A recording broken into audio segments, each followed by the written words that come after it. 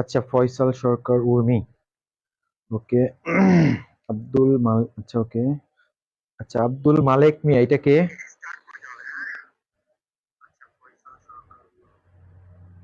আচ্ছা, আজকে ফার্স্ট দিন, একটু একটু টাইম নিচ্ছি আমি সবাই।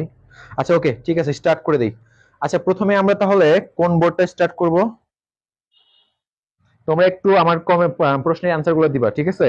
আমি প্রথমে হচ্ছে চট্টগ্রাম বোর্ড 2023, এইটা হচ্ছে স্টার্ট করতেছি। চট্টগ্রাম বোর্ড 2023, এইটা একটু স্টার্ট করতেছি। তোমরা একটু তোমাদের প্রবলেম গুলা বলবা, হ্যাঁ? চট্টগ্রাম বোর্ড 2023-এ কত নম্বরে প্রবলেম আছে, কোনটা একটু বলে দাও। চট্টগ্রাম বোর্ড 2023-এ আমি কোনটা কোনটা সলভ করাবো, একটু প্রবলেম গুলা লেখা শুরু করো। আমি প্রথমে 1 থেকে 5-এর মধ্যে কি কোনো প্রবলেম আছে? আমি নাম্বার গুলা বলবো, তোমরা তোমাদের কোশ্চেন নাম্বারটা বলবা যে এইটাতে প্রবলেম, ঠিক আছে?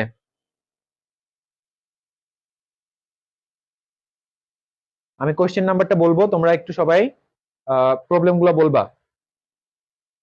আসসালামু আলাইকুম স্যার, কেমন আছিস ইসরাফিল? হ্যাঁ, থ্যাংক ইউ, ভালো আছি। ওয়ালাইকুম আসসালাম। 1 থেকে 5-এর মধ্যে কি কোনো সমস্যা আছে?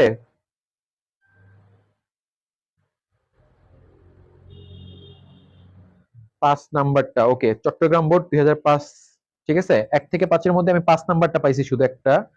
আচ্ছা, 5 নাম্বারটা দেখো কি আছে আমাদের। আচ্ছা, ওই এমসিকিউ আমার বইটা লাগবে, এমসিকিউ বইটা। নিশ্চয়।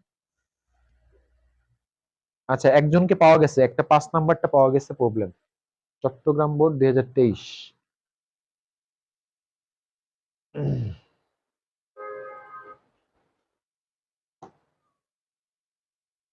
আচ্ছা, এখানে 5 নাম্বার কোশ্চেনটা হচ্ছে আমাদের, একটি সরল দোলকের ববের ভর 5 গ্রাম।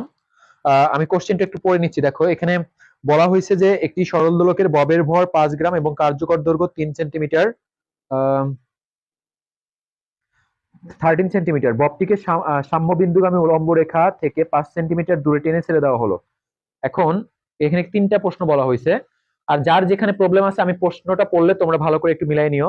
সাম্যবিন্দু অতিক্রম করলে গতিশক্তি এত হয়। আচ্ছা, সাম্য অবস্থাটি শক্তির সংরক্ষণশীলতা নীতি মেনে চলে। ববের ত্বরণ সরণের সমানুপাতিক। ওকে, সো এটার যারা বুঝো নাই তারা একটু দেখো, খেয়াল করো। আচ্ছা, 5 নাম্বার, ওকে, ঠিক আছে, 5 নাম্বারটা আমি দেখতেছি। চট্টগ্রাম বোর্ড 5 নাম্বারটা। আচ্ছা, এখানে বলছে যে সাম্য বিন্দু অতিক্রমকালে, সাম্য বিন্দু অতিক্রমকালে গতিশক্তি আমাদের এইটা, তাই না? আচ্ছা, একটু চিন্তা করো, দেখো আমাদের এইটা হচ্ছে, আমরা আমাদের সরল দোলক এরকম ছিল আমাদের। সরল দোলক, এই যে হচ্ছে সরল দোলকের ববের ভর, এইটা হচ্ছে আমাদের এখান থেকে। দেখো বলছে যে এইটা হচ্ছে সাম্য, এই যে আমাদের প্রশ্নে বলা হয়েছে কি, প্রশ্নে বলা হয়েছে যে একটি সরল দোলকের ববের ভর 5 গ্রাম এবং কার্যকর দৈর্ঘ্য তোমার হচ্ছে 13 সেন্টিমিটার। তার মানে এইখান থেকে এইটুকু হচ্ছে আমার 13 সেন্টিমিটার, এই যে টোটাল টুকু এই পর্যন্ত, এটা হচ্ছে 13 সেন্টিমিটার দেওয়া আছে। আর ববটিকে সাম্যবিন্দুগামী উলম্ব রেখা থেকে 5 সেন্টিমিটার দূরে টেনে নিয়ে ছেড়ে দেওয়া হলো। দেখো এই যে উলম্ব বিন্দুগামী, এই যে সাম্যবিন্দুগামী এই উলম্ব রেখা মানে কার্যকরী দৈর্ঘ্য যেটা আঁকছি আমি, এইটাই বলছে উলম্ব রেখা।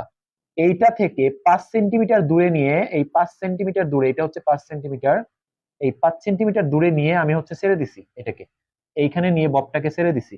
অর্থাৎ এটার এক্স যেটা আমি সরণ ঘটাইছি সেটা হচ্ছে আমার কত, 5 সেন্টিমিটার। ওকে, আচ্ছা, এটা যদি 5 সেন্টিমিটার হয়, এখন বলছে এখানে গতিশক্তি কত। দেখো আমরা কিন্তু ববের ক্ষেত্রে, আমি তোমাদের কাজ শক্তি ক্ষমতায় যখন তোমাদের আমি যে গতিশক্তি বের করা শিখাইছিলাম, বিভব শক্তি বের করা শিখাইছিলাম, তখন আমি তোমাদের বলছিলাম যে আমাদের গতিশক্তির সূত্র হচ্ছে আমাদের এমজিএইচ ইউজ করতে পারবো আমরা, আবার বিভব শক্তির সূত্র আমরা এমজিএইচ ইউজ করতে পারবো।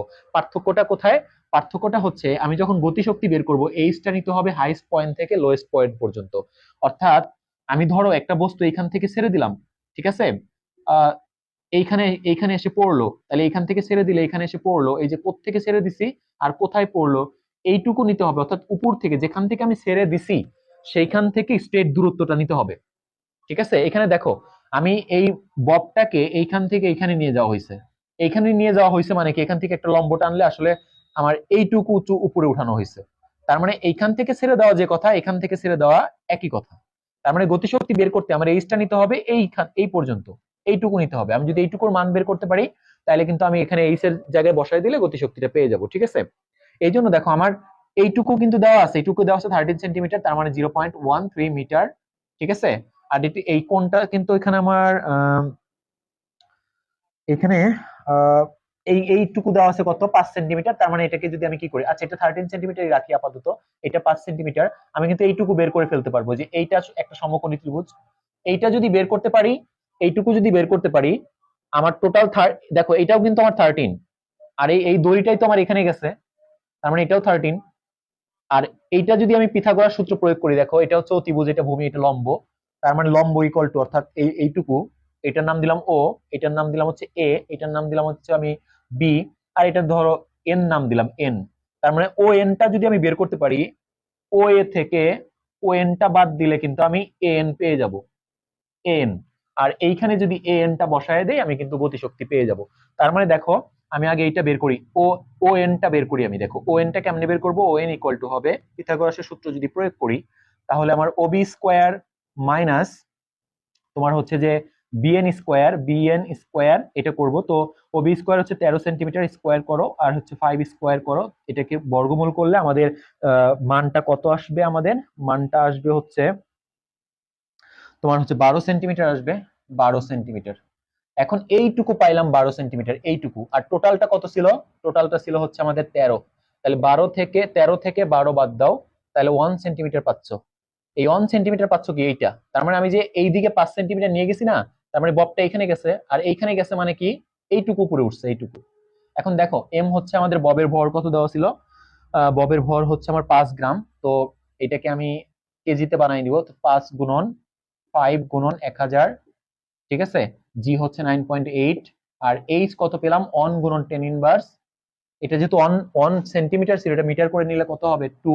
তো আলটিমেটলি এটাই হবে অ্যান্সার। এটা যদি আমি করি, দেখো তোমার রেজাল্ট কত আসে একটু খেয়াল করো।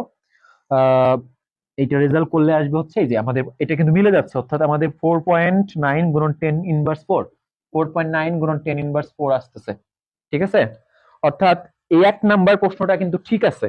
এটা যে 1 নাম্বার আমাদের বলছে সাম্যবিন্দু অতিক্রমকালে গতিশক্তি কত হবে, 4.9 গুণন 10 ইনভার্স 4 জুল, এটা ঠিক আছে। আর বাকি দুইটা সাম্য অবস্থাটি সংরক্ষণশীলতা নীতি মেনে চলে, এটা কিন্তু আমরা জানি যে সরল দোলক যখন দোলে, তখন যদি অন্য কোনো বল না থাকে, তাহলে অবশ্যই সরল দোলক শক্তি সংরক্ষণশীলতা নীতি মেনে চলে। আর ববের ত্বরণ সরণের সমানুপাতিক, এইটাও ঠিক আছে। দেখো, কারণ সরণ যত বেশি হবে, সাম্য অবস্থা থেকে সরণ যত বেশি হবে, ত্বরণ কিন্তু বেশি হবে তত।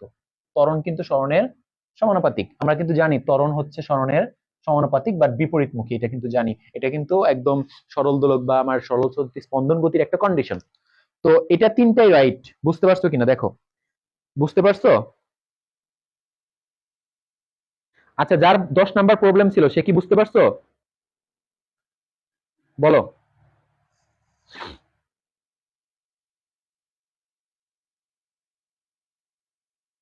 আচ্ছা, যার 5 নাম্বার প্রবলেম ছিল তার, সে বুঝতে পারছো কিনা আবার বলতেছি আমি। দেখো 5 নাম্বার যার প্রবলেম ছিল, ওকে, 5 নাম্বার ওকে। আচ্ছা, এরপরে দেখো 5 থেকে 10-এর মধ্যে কার কি প্রবলেম আছে বলো।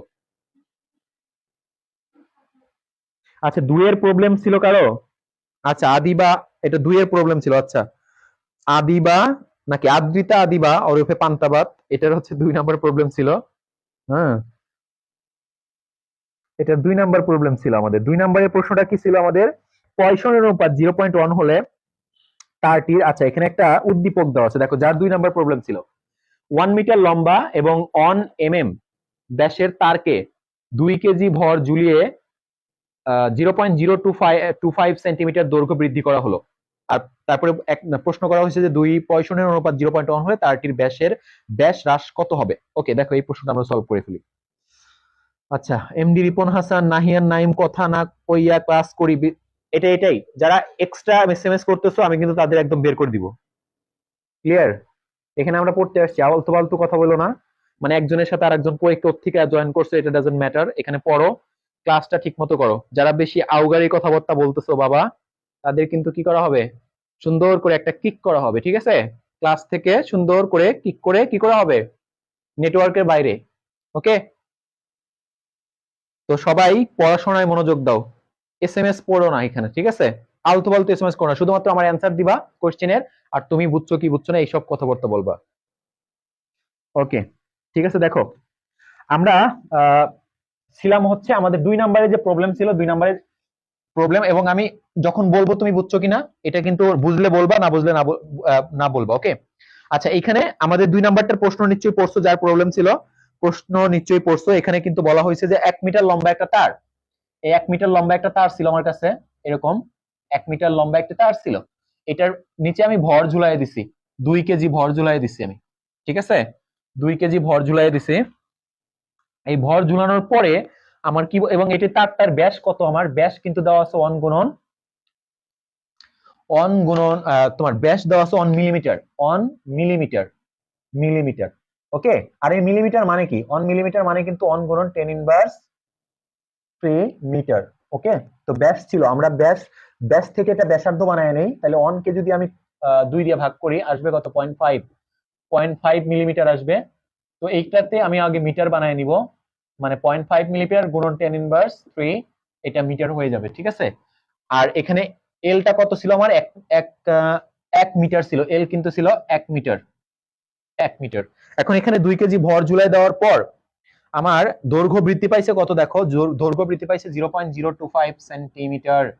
এটাকেও মিটার করে নাও, এটাকে মিটার করলে কত হবে, 100 দ্বারা ভাগ করতে হবে, ভাগ করলে কি হবে, 0.00008 মানে 25 মিটার হবে, ঠিক আছে। এটা কিন্তু আমার এই যে যতটুকু দৈর্ঘ্য বৃদ্ধি পায় সেটা কার মান, সেটা হচ্ছে স্মল এল এর মান, ঠিক আছে। আর আমরা জানি পয়সনের অনুপাত ইকুয়াল টু কি, পয়সনের অনুপাত হচ্ছে পার্শ্ব বিকৃতি বাই দৈর্ঘ্য বিকৃতি, অর্থাৎ পার্শ্ব বিকৃতি হচ্ছে ডেল আর বাই আদি আর, মানে যেটা আগের ব্যাসার্ধ সেটা, আর ডি ইনটু তোমার হচ্ছে দেখো এই যে এইভাবে সিগমা ইকুয়াল টু হচ্ছে ডেল আর বাই আর, আর তোমার হচ্ছে যে স্মল এল বাই ক্যাপিটাল এল, এটা ছিল আমাদের। তো এখানে যদি উল্টায় লিখি আমার কি আসবে, del r by capital l আর আর ইন্টু স্মল এল, ঠিক আছে। আর এইটাই আমাকে বের করতে বলছে, ঠিক আছে। তো এখানে আমার সিগমা দেওয়া আছে কত, আমাদের পয়সা অনুপাত দেওয়া আছে 0.1। ওকে, আর ডেল আর তো আমি বেরই করব, ওই যে ব্যাসের পরিবর্তন বের করতে বলছে, মানে কি আগে আমি ব্যাসার্ধের পরিবর্তনটা যদি বের করতে পারি তাহলে কিন্তু আমি ব্যাসের পরিবর্তন পেয়ে যাব। এই ডেল আরটা হচ্ছে, অর্থাৎ ব্যাসার্ধের পরিবর্তনটা আমরা বেরই করব। বের যদি করি এখান থেকে আমার এই আদি দৈর্ঘ্য 1 মিটার ছিল, আর এই আরটা দেওয়া ছিল কত, দেখো এই যে আরটা দেওয়া ছিল এইটা 0.5 গুণন 10 ইনভার্স 3, আর এই স্মল এল দেওয়া ছিল কত, স্মল এল আমার এইটা, তার মানে হচ্ছে গুণন 0.0025। দেখো এটা ক্যালকুলেশন করলে এখান থেকে তুমি পাবা 1.25 গুণন 10 ইনভার্স তুমি 8 পাবা, 8 পাবা এটা ক্যালকুলেশন করলে, ঠিক আছে, 8 পেয়ে যাবা। আচ্ছা সরি, 8 না 5 পাবা, 5, এটা পাবা হচ্ছে 5, দেখো ক্যালকুলেশনটা করো, এটা 5 পাবা, এটাকে 2 দিয়ে গুণ করলে কত পাবা, 2.5 গুণন 10 ইনভার্স 5, কারণ ব্যাসার্ধের পরিবর্তন, এটা পেলাম হচ্ছে ডেল আর, আমার লাগবে ডেল ডি, ব্যাসের পরিবর্তন লাগবে। তো ব্যাসার্ধের পরিবর্তনকে আমি 2 দিয়ে যদি গুণ করি এটা পেয়ে যাব। বুঝছো কিনা, যার 2 প্রবলেম ছিল সে বুঝছো কিনা, 2 নাম্বার যার প্রবলেম ছিল সে কি বুঝতে পারছো কিনা আমাকে একটু জানায়ও, ঠিক আছে। আমরা পয়সন অনুপাত থেকে এই ডেলারটা বের করে ফেলবো, ডেলারটাকে 2 দিয়ে গুণ করলে আমার কি হয়ে যাবে, আমার ব্যাসের পরিবর্তনটা বের হয়ে যাবে। আসসালামু আলাইকুম ভাইয়া। আচ্ছা, ফয়সাল নেহরিন পুষ্পিতা, ওকে বুঝছো। আচ্ছা 2 এর ক্লিয়ার, ওকে, তাহলে 1 থেকে 5 কিন্তু সবাই ক্লিয়ার, 1 থেকে 5 পর্যন্ত কি সবাই ক্লিয়ার?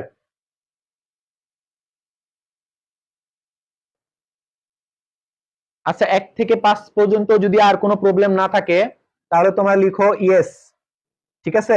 1 থেকে 5 পর্যন্ত যদি, আমরা আবার বলতেছি, 1 থেকে 5 পর্যন্ত যদি, ওকে বুঝতে পারছি। আচ্ছা, এই আদিবা, আদ্রিতা আদিবা, তুমি বুঝতে পারছো কিনা? হ্যাঁ বুঝছি, ঠিক আছে, ওকে থ্যাংক ইউ। এখন বলো 5 থেকে 6 এর মধ্যে কি কি প্রবলেম আছে, আমি আগে প্রবলেম গুলা নিয়ে নিব, ঠিক আছে। সবাই একটু কমেন্টস করো এখন, 5 থেকে 6 এর মধ্যে কি কি প্রবলেম আছে। এই সাইফুনা সাফা, এটা কে?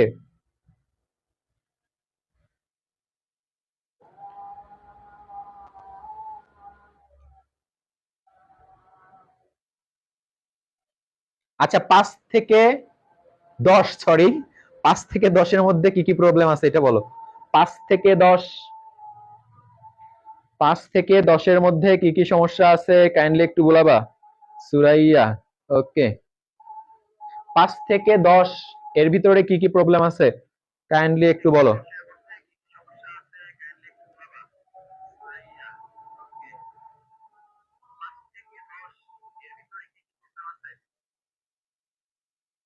আচ্ছা 6-7, আচ্ছা 6-7 প্রবলেম, আর কারো প্রবলেম নেই? 6-7 পাওয়া গেছে, রিফা ইসলাম বলছে 6-7 প্রবলেম। আচ্ছা আর কোনো কারো প্রবলেম আছে? 5 থেকে 10-এর ভিতর 7-10, আচ্ছা তার মানে আমরা 3টা পাইলাম, 6-7 পাইছি, 10 পাইছি। আর এনিওন, আর কারো আছে প্রবলেম? আচ্ছা ঠিক আছে 8 বা সব, আচ্ছা ঠিক আছে দেখেন 6-7 আমি সলভ করা শুরু করি। 6 নাম্বারটা যার যার প্রবলেম ছিল, দেখো 6 নাম্বারটা আমাদের অ্যান্সারটা কি আছে এখানে। এখানে বলা হয়েছে যে 0.01 কেজি ভরের একটি বস্তু কণা সরল রেখা বরাবর সরল দোলন গতিতে দুলছে। এর দোলনকাল 2 সেকেন্ড, বিস্তার এর দোলনকাল 2 সেকেন্ড, বিস্তার হচ্ছে 0.1 মিটার এবং সরণ হচ্ছে 0.02 মিটার। দোলকটির বল ধ্রুবক কত? আমাকে বল ধ্রুবক বের করতে বলছে। দেখো আমরা সবাই কিন্তু জানি যে বল ধ্রুবক, আমরা কিন্তু সবাই জানি বল ধ্রুবকের একটা ডেফিনিশন আমরা জানি, বল ধ্রুবক হচ্ছে k = f/x। কিন্তু একটু খেয়াল করো এখানে কিন্তু কোথাও আমার কি নাই, f এর মানটা নাই। আর এটা কিন্তু আমাকে বলছে সরল দোলন গতিতে দুলছে, তো এটা কিন্তু সরল দোলন গতিতে দোলার কথা বলছে। তার মানে আমরা সরল দোলন গতি সম্পন্ন যে কণার পর্যায়কালের একটা সূত্র আছে, দেখো আমাদের তোমার হচ্ছে সেটা হচ্ছে এইটা, যে টি ইকুয়াল টু, আমি বলছিলাম যে 2π√m/k। এইটা এখানে কিন্তু সূত্র দুইটা, একটা হচ্ছে এইটা টি ইকুয়াল টু 2π√L/g। এটা অনলি ইউজেবল ফর তোমার হচ্ছে যে সরল দোলক, সরল দোলক। দেখো সরল দোলক এক জিনিস আর দোলন গতি কিন্তু এক জিনিস। সরল দোলন গতি, সরল দোলন গতি, তো সরল দোলন গতি এক জিনিস, সরল দোলক এক আর এক জিনিস। মানে মানে সরল দোলন গতি সম্পন্ন অনেক কণা আছে পৃথিবীতে, অনেক উদাহরণ আছে যারা কি করে সরল দোলন গতিতে দোলে। বাট সরল দোলন গতির একটা উদাহরণ হচ্ছে সরল দোলক। মানে এই সূত্রটা অনলি তোমার সরল দোলকের ক্ষেত্রে অ্যাপ্লিকেবল, বাট এই সূত্রটা এটা যে কোনো সরল সন্দিত গতির ক্ষেত্রেই অ্যাপ্লিকেবল। তার মানে এটা আমাদের প্রশ্নে কি সরল দোলকের কথা বলছে নাকি সরল দোলন গতি বলছে? অফকোর্স সরল দোলন গতি বলছে। আর সরল দোলন গতির ক্ষেত্রে আমরা এই ফর্মুলাটা ব্যবহার করতে পারবো।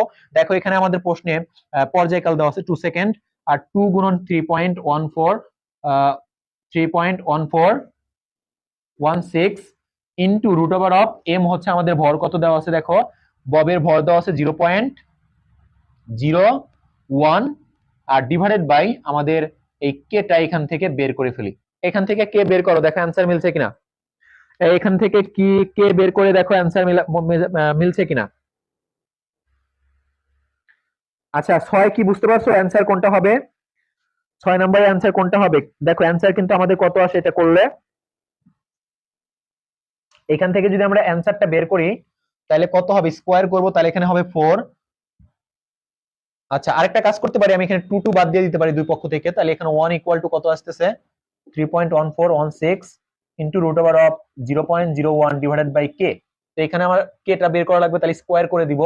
স্কোয়ার করে দিলে হবে 1 ইকুয়াল টু আমার এইটার 3.1416 স্কোয়ার, তারপরে হচ্ছে তোমার হলো 0.01 ডিভাইডেড বাই কে। তার মানে কে ইকুয়াল টু হবে 3.1416 হোল স্কোয়ার ইন্টু কি 0.01। এটা করলে দেখবে অ্যান্সার পেয়ে গেছো।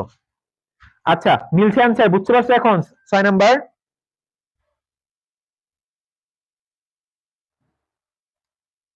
আচ্ছা ঠিক আছে 7 নাম্বারে যাচ্ছি আমরা। 7 নাম্বারে দেখো, 7 নাম্বার যাদের প্রবলেম ছিল বলছে উদ্দীপকে উল্লেখিত সরল দোলকটির গতিশক্তি এবং বিভব শক্তির অনুপাত কত। দেখো একটু খেয়াল করো এই প্রশ্নটা, খেয়াল করো তোমাদের মনে আছে কিনা, দেখো যে আমরা সরল দোলকের হাফ কে এ স্কোয়ার, এটা হচ্ছে আমাদের sorry half k x square.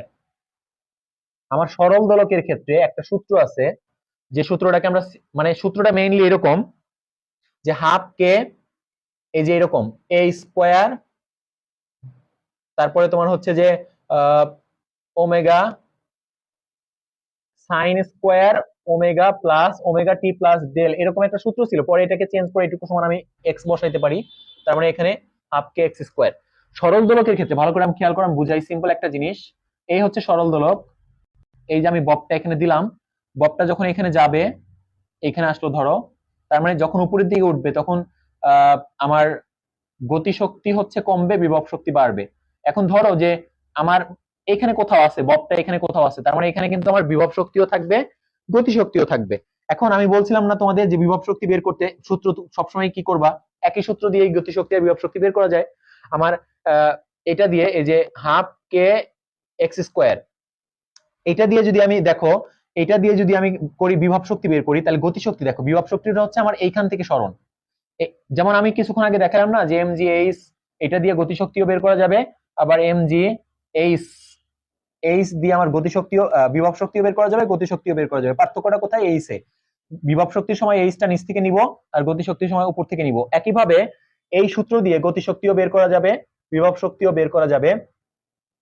সেই ক্ষেত্রে প্রবলেমটা হচ্ছে আমাদের কি, জাস্ট এখানে দেখো যে এইখানে জাস্ট একটু প্রবলেম, এই সূত্রটা আমরা এটা দিয়েই করে ফেলি। দেখো এম জি এইচ, আমি যদি বিভব শক্তি বের করি, আমাকে দেখো সরণটা ওরা প্রশ্নে কত দিছে, টোটাল বিস্তার হচ্ছে 0.1 মিটার, বাট সরণটা কত আমার 0.02 মিটার। তার মানে আমার এখান থেকে এইভাবে চিন্তা করো যে একটা দোলতেছে, এরকম দুলতেছে ধরো, তাইলে আমার নিচ থেকে কতটুকু সরণ, সাম্যাবস্থান থেকে সরণ কত আমার 0.02 দিছে না ওরা। তার মানে আমি এম জি এইচ, এইচ এর জায়গায় কি ইউজ করবো, 0.02 ইউজ করতে পারি, 0.02 ইউজ করতে পারি। আর যখন আমি বিভব শক্তি বের করব তখন এম জি এইচ এর জায়গায় ইউজ করতে পারি আমি তোমার হচ্ছে যে টোটাল কত ছিল 0.1 মাইনাস হচ্ছে 0.02, এটি ইউজ করলে আমি কিন্তু আমার বিভবের অনুপাতটা পেয়ে যাব। এই একটা প্রসেস। আর একটা প্রসেস যাইতে পারো এটা, যে আমাদের হাফ কে এক্স স্কোয়ার আছে না, কে এক্স স্কোয়ার, এটা হচ্ছে আমার বিভব শক্তি।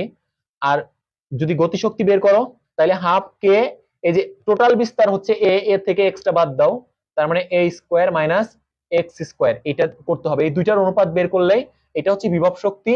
আর টোটাল বিস্তার থেকে যদি আমি ওইটুকু বাদ দিয়ে দেই, তাহলে যে এটা হচ্ছে গতিশক্তির সূত্র। তো এই হাফ কে এক্স স্কোয়ার কাটা থাকতেছে কি আমাদের, আচ্ছা আমাদের গতিশক্তি আর বিভব শক্তির অনুপাতটা বের করতে বলছে, তো আমরা এটা উপরে রাখতে পারি। ওরা half k a square minus x square divided by কি, হাফ কে এক্স স্কোয়ার। তো আমাদের হাফ এটা কাটা, তাহলে কি থাকতেছে, a square minus x square divided by x square. এই যে এখানে মান বসাই দিলে অনুপাতটা পেয়ে যাব। ঠিক আছে। আচ্ছা 7, আচ্ছা 7 নাম্বার কি এখন ক্লিয়ার? এরপরে আসি আমরা 10-এর প্রবলেম ছিল যেন কার, না 8 নাম্বার প্রবলেম, ভাইয়া একটু স্লোলি করানোর।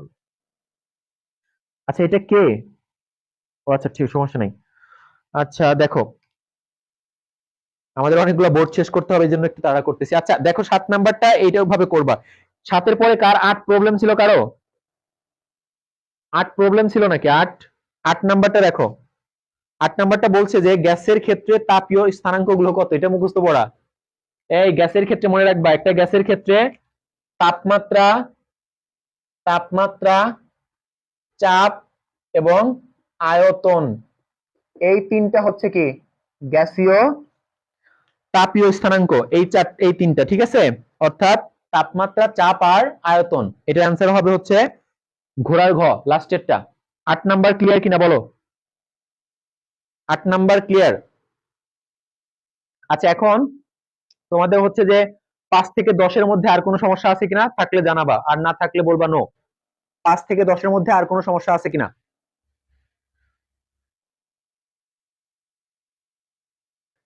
আচ্ছা কে যেন বলছিল 10 নাম্বার সমস্যা, 10 নাম্বারটা দেখো কি প্রবলেম এখানে। বলছে নির্দিষ্ট তাপমাত্রায় সম্পৃক্ত বাষ্পচাপ আর অসম্পৃক্ত বাষ্পচাপ। মনে রাখবা সম্পৃক্ত বাষ্পচাপ সবসময় বেশি, সম্পৃক্ত বাষ্পচাপ সবসময়ই বেশি, এইটা হবে। সম্পৃক্ত বাষ্পচাপ সবসময়ই বেশি হয়। মনে রাখবা যে সম্পৃক্ত, সম্পৃক্ত মানে কি, আমরা দেখো বুঝাই দেই একটু, যে একটা ঘরের মধ্যে ধরো, একটা জায়গার মধ্যে এই একটা জায়গা মনে করো, এখানে মনে করো যে জলীয় বাষ্প থাকতে পারে 10টা জলীয় বাষ্প থাকতে পারে। এখানে আছে ধরো এরকম 10টা থাকতে পারে, বাট আছে কয়টা, 10টাই ধরো আছে, এই 10টাই ধরো আছে, তার মানে এখানে সম্পৃক্ত হয়ে গেছে। আর একটা জায়গায় মনে করো 10টা থাকতে পারে, কিন্তু আছে কয়টা, ধরো আছে হচ্ছে 8টা, মনে করো 8টা আছে। তাহলে বলো তো এই 10 জন মানে এক জায়গায় 10 জন থাকতে পারে, 10 জনই আছে, তার মানে সম্পৃক্ত। আর এখানে হচ্ছে দেখো যে 10 জন থাকতে পারে, বাট আছে কয়জন? 8 জন। তাহলে দেখো এই 10 জন বেশি চাপ দিবে, এই 10 জন বেশি চাপ দিবে নাকি 8 জন বেশি চাপ দিবে? অফকোর্স 10 জন বেশি চাপ দিবে। তার মানে অবশ্যই এই চাপটা বেশি, অর্থাৎ সম্পৃক্ত অবস্থার চাপটা অবশ্যই বেশি। সম্পৃক্ত বাষ্প চাপটা আমরা ক্যাপিটাল এফ বলি, এইটা সবসময় কি হবে? স্মল এফ থেকে বেশি হবে। তার মানে 10 নম্বরের অ্যান্সার হবে আমাদের, দেখো 10 নম্বরের অ্যান্সার হবে খ নাম্বার। দেখো মিলছে কিনা? এই 10 নাম্বার ক্লিয়ার? 10 নাম্বারটা ক্লিয়ার? আচ্ছা ওকে, এখন থেকে একটু, আচ্ছা ঠিক আছে ওকে। এই 10 নাম্বার ক্লিয়ার কিনা বলো?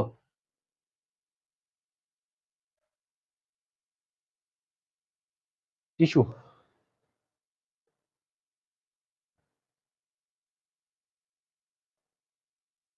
ওকে ঠিক আছে। আচ্ছা তাহলে 5 থেকে 10-এর মধ্যে আর কোনো সমস্যা নাই। এখন দেখো,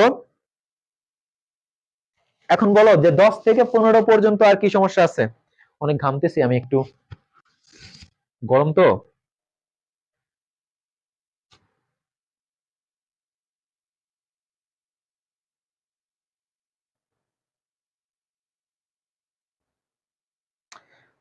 কি বললা যে ভাইয়া আপনি 10টা করাইলেন, একটাও বুঝলাম না, বাট একটা করিয়েছেন, ওইটাই বুঝছি। আহ, আচ্ছা যাই হোক, আমি এই ক্লাসটা করাচ্ছি হচ্ছে দেখো, যারা আমার মানে আমাদের মানে কোচিং এ যারা ক্লাস করে, অর্থাৎ তাদের জন্যই করাচ্ছি, তাদের তো তারা বুঝতে পারবে খুব দ্রুতই। যারা বাইরের স্টুডেন্ট আছে তাদের বুঝতে একটু প্রবলেম হইতে পারে, ঠিক আছে? তো যাই হোক, আমি চেষ্টা করব সবার জন্যই করানোর জন্য। আচ্ছা, এমডি মালেক মিয়া বলছে যে এটা কে? এটা কে এমডি মালেক মিয়া? এটা কে? নামটা একটু বলো। না না না, ও হচ্ছে, ওর নাম কি? এই খালেক মিয়া, এটা কে? হ্যাঁ ঠিক আছে, সমস্যা নাই। হ্যাঁ, বাইরের স্টুডেন্ট যারা আছে ওদের একটু বুঝতে সমস্যা হবে, কারণ আমার একটু স্পিড হচ্ছে, ওরা তো আর এগুলো জানে না, কারণ অনেক বুঝাইতে গেলে টাইম লাগবে। আমি বাইরের যারা স্টুডেন্ট আছে তাদের জন্য এক্সট্রা করে খালেক মিয়া। আচ্ছা, কে এটা? কে নাম বলো? ও হ্যাঁ, এটা কে? আচ্ছা যাই হোক, ওর বলছে 11 প্রবলেম, বলছে কি? ও খাদিজা, গুড। আচ্ছা, আচ্ছা ও বলছে যে 11 কিভাবে বিভব শক্তি, বিভব শক্তি। আচ্ছা 11 কি বলছে এখানে? স্প্রিনকে সম্প্রসারিত করলে এর মধ্যে কোন ধরনের শক্তি হয়? আচ্ছা অবশ্যই বিভব শক্তি হবে, কারণ আমরা জানি কি, একটা বস্তুকে তার স্বাভাবিক অবস্থান থেকে অন্য কোনো পজিশনে নিলে তার মধ্যে যে শক্তি সঞ্চিত হয় সেটা বিভব শক্তি। তার আমরা একটি স্প্রিংকে যখন তার স্বাভাবিক অবস্থান থেকে সংকোচন বা প্রসারণ যে কোনোটাই করি না কেন, তার জন্য শক্তি যেটা হবে সেটা কি? বিভব শক্তি। বুঝছো কিনা খাদিজা? খাদিজা বুঝছো কিনা?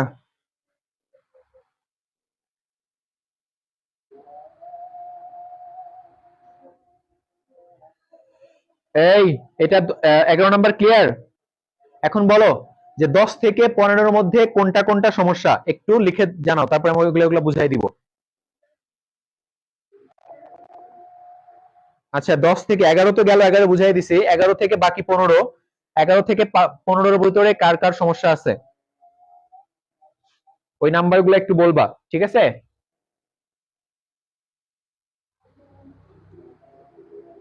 এই তাড়াতাড়ি জানাও।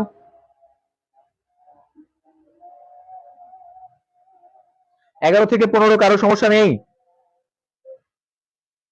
নেই না? আচ্ছা তাহলে 15 থেকে 20-এর মধ্যে বলো। আচ্ছা 11 থেকে 15, রিফাত কি প্রবলেম বলো?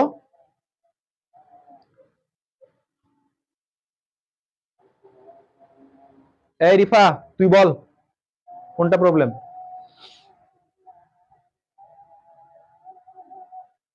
আমি নাম্বারগুলোর জন্য ওয়েট করতেছি, কোনটা? আচ্ছা ফারিয়া মেহেরিন পুষ্পিতা, আমার 14 নাম্বার। আচ্ছা 14 পাওয়া গেছে। আচ্ছা 20 পর্যন্ত বল, 20 পর্যন্ত বল তোরা সবাই, 20 পর্যন্ত বল যে কোনটা কোনটা প্রবলেম আছে সেটা বল আমাকে।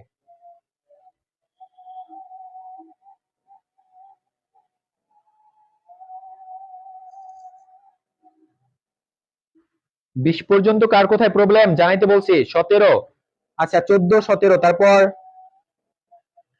14 17। আচ্ছা 14 নাম্বারটা দেখি।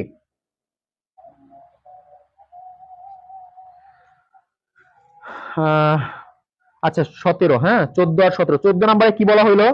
গ্রহের পর্যায়কাল টি এবং সূর্য থেকে গ্রহের গড় দূরত্ব আর কেপলারের তৃতীয় সূত্র অনুসারে কি? এটা দেখো, এটা মুখস্থ করা। এটা দেখো, টি স্কয়ার সমানুপাতিক আর কিউব, এটা কিন্তু কেপলারের তৃতীয় সূত্র। যে একটা গ্রহের পর্যায়কালের বর্গ তোমার হচ্ছে যে সূর্য থেকে গ্রহটির গড় দূরত্বের ঘনের সমানুপাতিক। একটা গ্রহের পর্যায়কালের বর্গ সূর্য থেকে গ্রহটির গড় দূরত্ব আর তার ঘনের সমানুপাতিক, অর্থাৎ পর্যায়কালের বর্গ এই দূরত্বের ঘনের সমানুপাতিক। এটা হচ্ছে সূত্র, কেপলারের তৃতীয় সূত্র। ঠিক আছে। আচ্ছা তারপরে আছে 22 24। ওকে 17 দেখতেছি আমরা, 17 প্রবলেমটা দেখি। দেখো 17। আচ্ছা আরো প্রবলেম গুলো থাকলে বলতে পারো সবাই। 17 নম্বরে কি বলা হয়েছে? যে এ vector is equal to i cap plus j cap, b vector equal to k cap, c vector equal to i cap minus j cap, vector তিনটির ক্ষেত্রে। আচ্ছা দেখো একটু খেয়াল করে আমরা 17 নাম্বারটা দেখি। 17 নাম্বার, 17 নাম্বারে একটা ভেক্টর দেওয়া আছে এ vector equal to i cap plus তোমার হচ্ছে জে ক্যাপ, আর বি ভেক্টরটা আছে হচ্ছে কে ক্যাপ, সি ভেক্টরটা আছে হচ্ছে কি আই ক্যাপ প্লাস মাইনাস কি জে ক্যাপ। আচ্ছা তাহলে এখানে দেখো তিনটা ভেক্টর দিয়ে আমাকে বলা হইলো যে এ নাম্বারে 17 এক নাম্বারে বলা হয়েছে এ ভেক্টর ও সি ভেক্টর একই সরলরেখায় অবস্থিত। আচ্ছা একই সরলরেখায় অবস্থিত হলে মানে কি? সমান্তরাল। এখন সমান্তরাল হইতে গেলে কি করতে হয়? ক্রস গুণন শূন্য হইতে হয়, ভেক্টর গুণ শূন্য হইতে হয়। দেখো তো এদের এ ও বি, সরি এখানে বলছে এ ও সি, এই এ আর সি ভেক্টর, এ ভেক্টর আর হচ্ছে তোমার সি ভেক্টরের ক্রস গুণ কি হওয়া লাগবে? শূন্য শূন্য হওয়া লাগবে। তাহলে আমরা দেখি তো I cap J cap K cap, তাই না? এখানে হচ্ছে তোমার এ ভেক্টরের ক্ষেত্রে এখানে 1 1 0, দেখো এখানে আই আছে, যে আছে, আয়ের সহগ 1, জের সহগ 1। আর সি ভেক্টরের ক্ষেত্রে 1 -1, ঠিক আছে, আয়ের আর এখানে কত? 0। তাহলে এই দুইটা যদি আমরা ক্রস গুণ করি, এখানে আই বাইরে নিলাম, থাকবে কি? এটা বাদ এটা বাদ, থাকবে হচ্ছে 0 প্লাস 0, তারপরে হচ্ছে মাইনাস জে ক্যাপ বাইরে নিলে এটা বাদ এটা বাদ, থাকবে হচ্ছে কত তোমার? 0 -0, তারপরে কে বাইরে নিলে দেখো কে ক্যাপ বাইরে নিলাম, তাহলে কিন্তু এইটা বাদ এটা বাদ, তাহলে কিন্তু মাইনাস তোমার হচ্ছে -1 -1, তাহলে কিন্তু শূন্য হচ্ছে না। এখানে দেখো -2 কে থাকতেছে, তার মানে শূন্য হচ্ছে না ক্রস গুণ। তাহলে এক নাম্বার ফলস, এক নাম্বার ফলস। আচ্ছা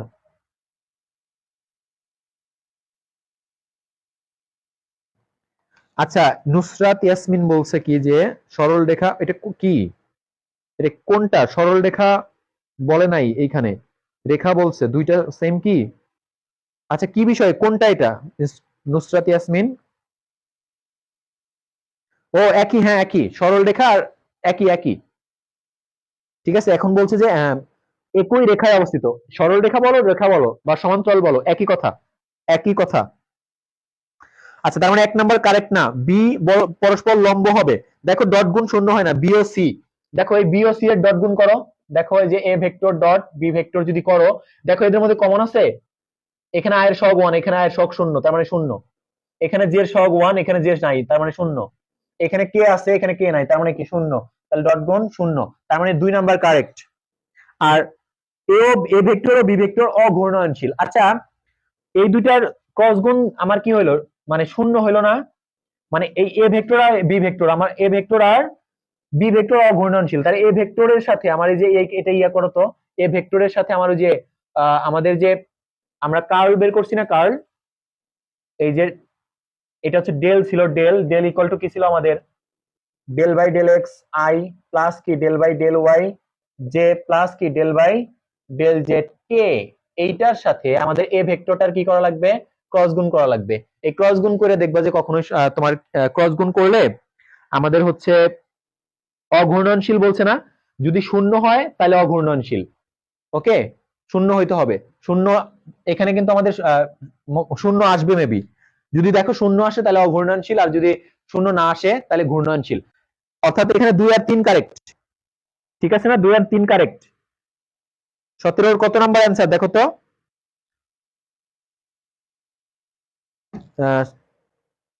হ্যাঁ 2 আর 3 কারেক্ট হবে।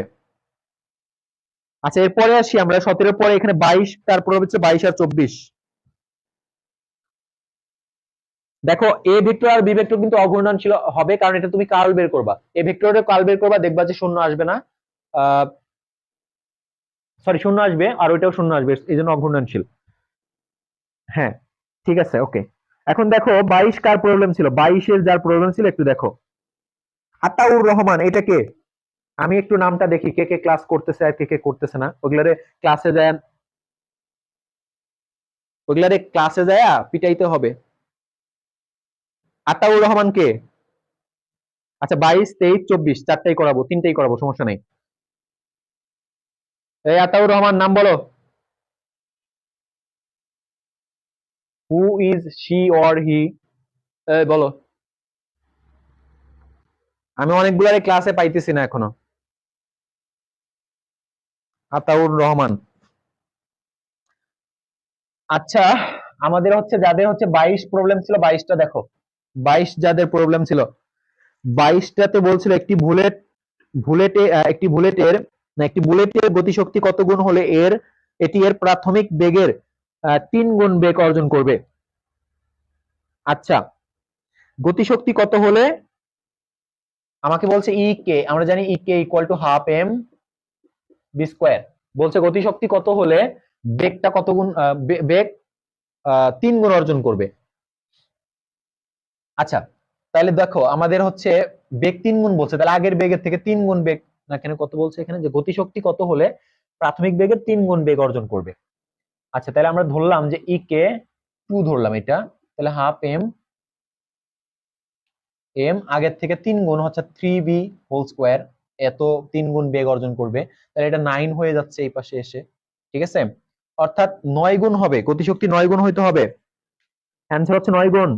দেখো এটা যদি স্কোয়ার হয়ে বাইরে চলে আসে কত হইতেছে, 9 into half m v square, আর এটা তো আগেরটা, এটা হচ্ছে আমার কি এই কে, তাহলে আমাদের 9 গুণ হবে, 9 গুণ হবে এটার আনসার, 22-এর আনসার হবে 9 গুণ, 22-এর আনসার হবে 9 গুণ, দেখো 22-এর আনসার হচ্ছে 9 গুণ, ওকে ঠিক আছে।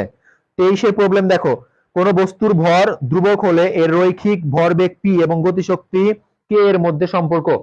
যাদের 23 প্রবলেম বলছে, দেখো আমরা একটা সম্পর্ক জানি, গতিশক্তি E k is equal to k is equal to p square by 2m, এই সূত্রটা জানতে হবে। দেখো এটা হচ্ছে গতিশক্তি আর ভরবেগের মধ্যে সম্পর্ক। এখন দেখো গতিশক্তি আর ভরবেগের মধ্যে সম্পর্ক কেমন, এটা উপরে আছে, এই গতিশক্তি উপরে, এখানে নিচে 1 আছে মনে করো, তাহলে গতিশক্তি উপরে আছে, পি স্কোয়ার উপরে আছে, তার মানে এটা হচ্ছে বর্গের সমানুপাতিক, ই কে এর সাথে ভরবেগের সম্পর্ক হচ্ছে ভরবেগের বর্গের সমানুপাতিক। আর মনে রাখবা বর্গের সমানুপাতিক হলে গ্রাফটা এরকম হয়, এরকম করে উঠে যায়, যদি সমানুপাতিক হইতো শুধু তাহলে স্ট্রেট হইতো, কিন্তু যেহেতু বর্গের সমানুপাতিক তাহলে এইভাবে উঠে যাবে, এইভাবে বাড়বে শুধু, ঠিক আছে, এইভাবে। তার মানে এটা কোথায় আছে, এটা ঘ নাম্বারে আছে, 23-এর ঘ, ঠিক আছে, 23-এর ঘ নাম্বার।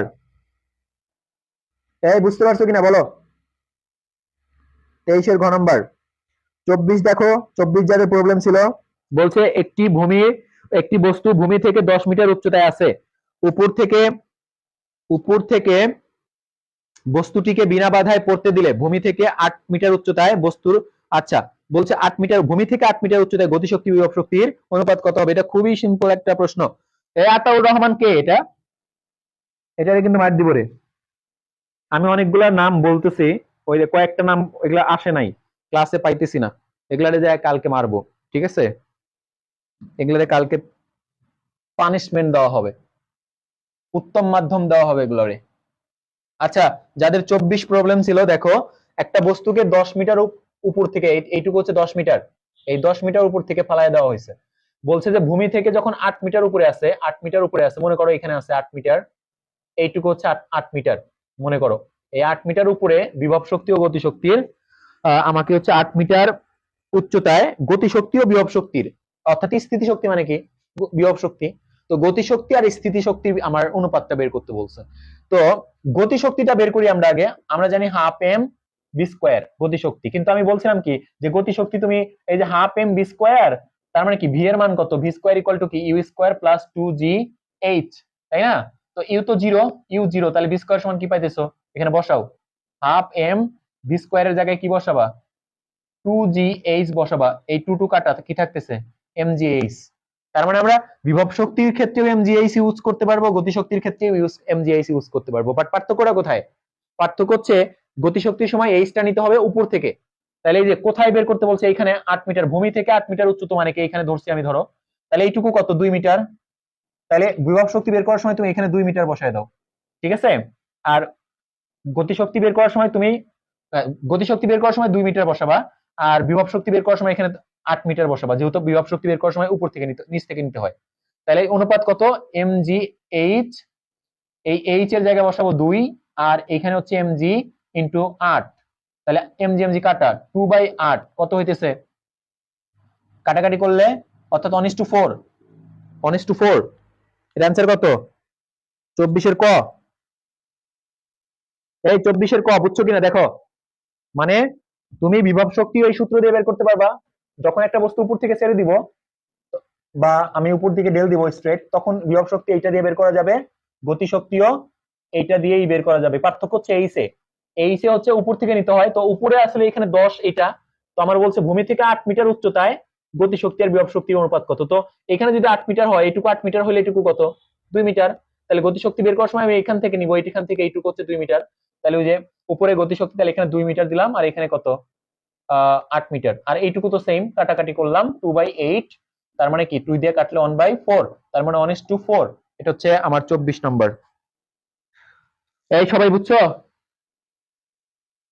দেখো এখানে চট্টগ্রাম বোর্ডে আর কোনো সমস্যা থাকলে বলো। চট্টগ্রাম বোর্ডে যদি আর কোনো সমস্যা না থাকে তাইলে বলো না, আর যদি থাকে তাহলে নাম্বারটা বলো। আমি একটু 2 মিনিট ওয়েট করতেছি তোমাদের ইয়ার জন্য। চট্টগ্রাম বোর্ড আমি এখন চলে যাব, পরবর্তী বোর্ডটাতে চলে যাব। চট্টগ্রাম বোর্ডে যদি আর কোনো সমস্যা তোমাদের না থাকে তাইলে বলো নো, সবাই একটু বলো নো। আচ্ছা বলছি ইউ থাকলে কি এমজি হবে?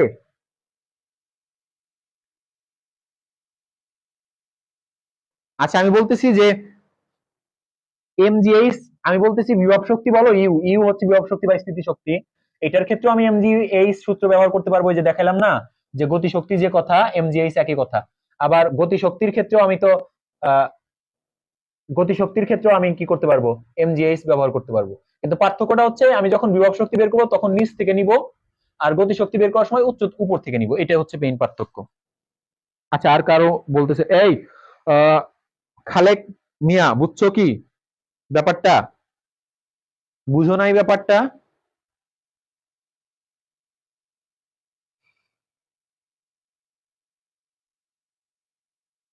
এটা সবাই ক্লিয়ার তো না? আমরা তাহলে পরবর্তী বোর্ডে যাই। এরপরে তোমরা যাবা হচ্ছে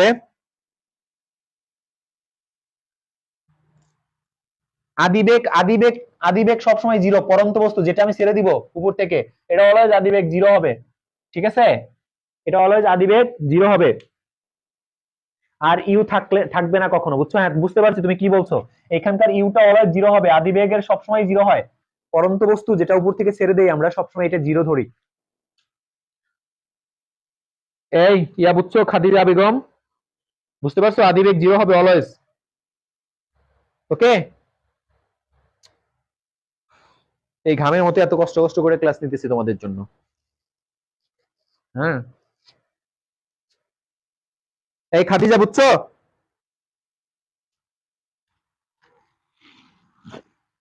ওকে থ্যাংক ইউ। আমরা তাহলে পরবর্তী বোর্ডে যাব।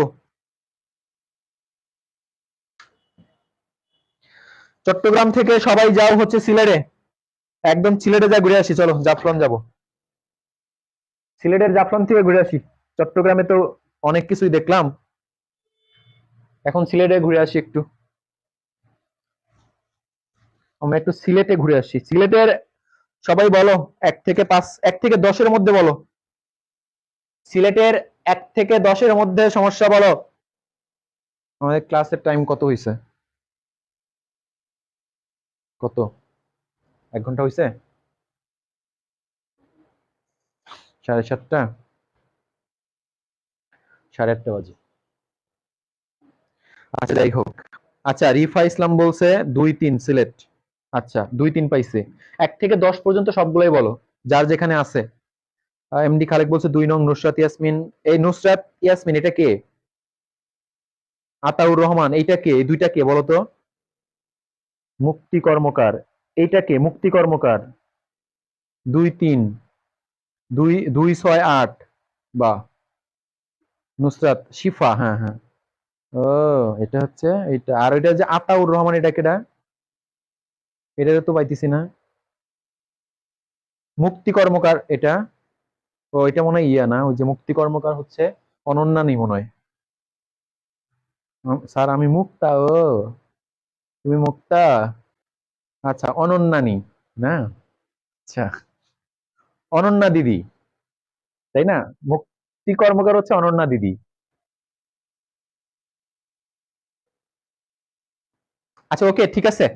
দেখো, অনেকগুলো প্রবলেম পাইছি। কি কি পাইছি আমি একটু দেখে নেই। পাইছি হচ্ছে 2 নাম্বার প্রবলেম পাইছি সবারই, 3 পাইছি, 6 পাইছি, 8 পাইছি। ঠিক আছে, 2, 3, 6, 8।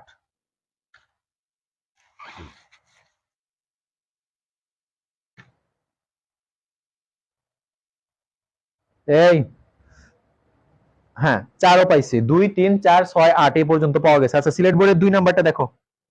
2 নাম্বার বলছে, দেখো এটা একটা মজার কোশ্চেন। 2 নাম্বারটা, 2 নাম্বারটা একটু প্যাচ লাগাইছে, তোমরা এটা খুলতে পারো নাই।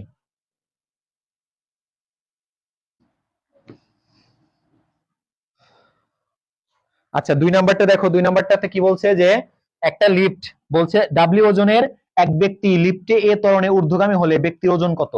আচ্ছা দেখো তো, আমরা আমরা যখন লিফট যখন উপরের দিকে ওঠে তখন কিন্তু বলছিলাম যে টান, মানে বল বল বল এফ ইকুয়াল টু কি? এম ইন্টু জি প্লাস এ, এটা বলছিলাম না? মনে আছে তোমাদের? মনে না থাকলে দেখো ভালো করে। যখন একটা লিফট উপরের দিকে উঠবে তখন বল F equal to m, m মানে ভর, এই ভর ইকুয়াল টু ভর ইন্টু জি প্লাস এ। এখন দেখো এই ভরটাকে আমি যদি জি দিয়ে গুণ করি, তাহলে নিচে একটা জি নেওয়া লাগবে না? এখানেও একটা জি নেওয়া লাগবে, এখানে একটা জি নেওয়া লাগবে। তাইলে দেখো তো, এই এম জি সমান আমি কি লিখতে পারবো? ডাব্লিউ লিখতে পারবো। আচ্ছা, আর এই জি জি দেখো আলাদা করে লেখা যায় না, জি বাই জি, এ বাই জি। এই এ জি জি কেটে দিলাম, তাহলে কি থাকতেছে? W one plus a divided by g. দেখো তো মিলছে কোনটা? এই কত হয়? এটা কোন নাম্বারে আছে? এইটা আছে হচ্ছে খ নাম্বারে। 2, বুঝছেন আপনারা সবাই?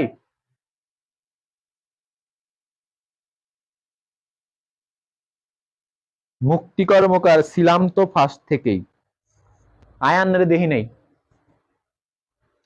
আচ্ছা, এই রিফা ইসলাম, এই 2 নাম্বার সবার ক্লিয়ার কিনা? 2 নাম্বার ক্লিয়ার? নাহিয়ান নাহিম, ইউ মার খাবেন।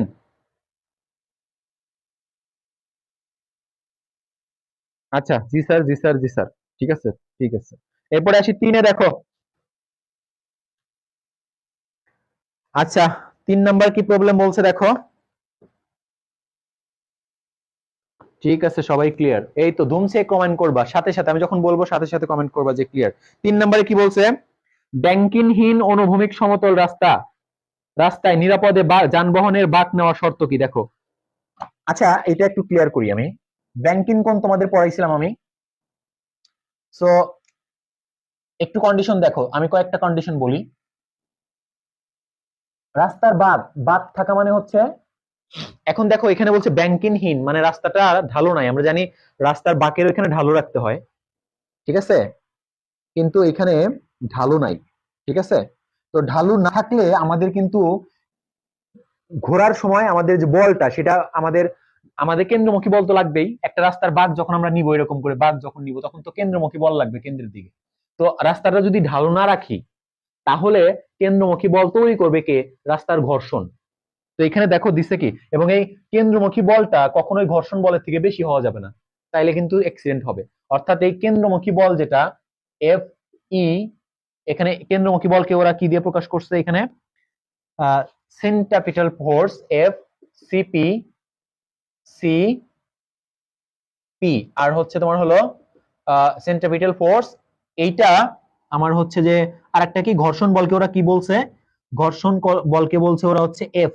এই এফ, এই এফ বলটাই, সেন্ট্রিপিটাল ফোর্সটা এফ বলের থেকে ছোট অথবা সমান হওয়া লাগবে, না হইলে কিন্তু অ্যাক্সিডেন্ট হবে। মনে রাখবা, যখন যখন একটা রাস্তায় ব্যাংকিং থাকবে না, অর্থাৎ রাস্তাটা হেলানো থাকবে না, হ্যাঁ, তখন অবশ্যই ওই রাস্তার যে ঘর্ষণ বল, এই বলটা কেন্দ্রমুখী বলের সমান হওয়া লাগবে অথবা ঘর্ষণ বলটা বেশি হওয়া লাগবে। কেন্দ্রমুখী বল কখনোই ঘর্ষণ বলের থেকে বড় হওয়া যাবে না। অর্থাৎ কেন্দ্রমুখী বল যেটা এফসিপি, সেন্ট্রিপিটাল ফোর্স, কেন্দ্রমুখী বল, এটা কখনোই ঘর্ষণ বল থেকে বড় হওয়া যাবে না, অলওয়েজ ছোট অথবা সমান হইতে হবে। অর্থাৎ FCP is smaller than or equal, smaller than equal F মানে ঘর্ষণ বল, এটা হবে। এই কন্ডিশনটা কত নম্বরে আছে বলো? 2 নম্বরে আছে, তাই না? আচ্ছা, আর সমান আছে কোথায়? 2, তার মানে 2 আর 3 অ্যান্সার হবে। এই 3 নাম্বার ক্লিয়ার? 2 আর 3 দেখো, আমাদের সমান আছে আর ছোট আছে কোথায়? 2 আর 3 এ। এই দুটি অ্যান্সার, অ্যান্সার ঠিক আছে আমার? তাড়াতাড়ি তাড়াতাড়ি।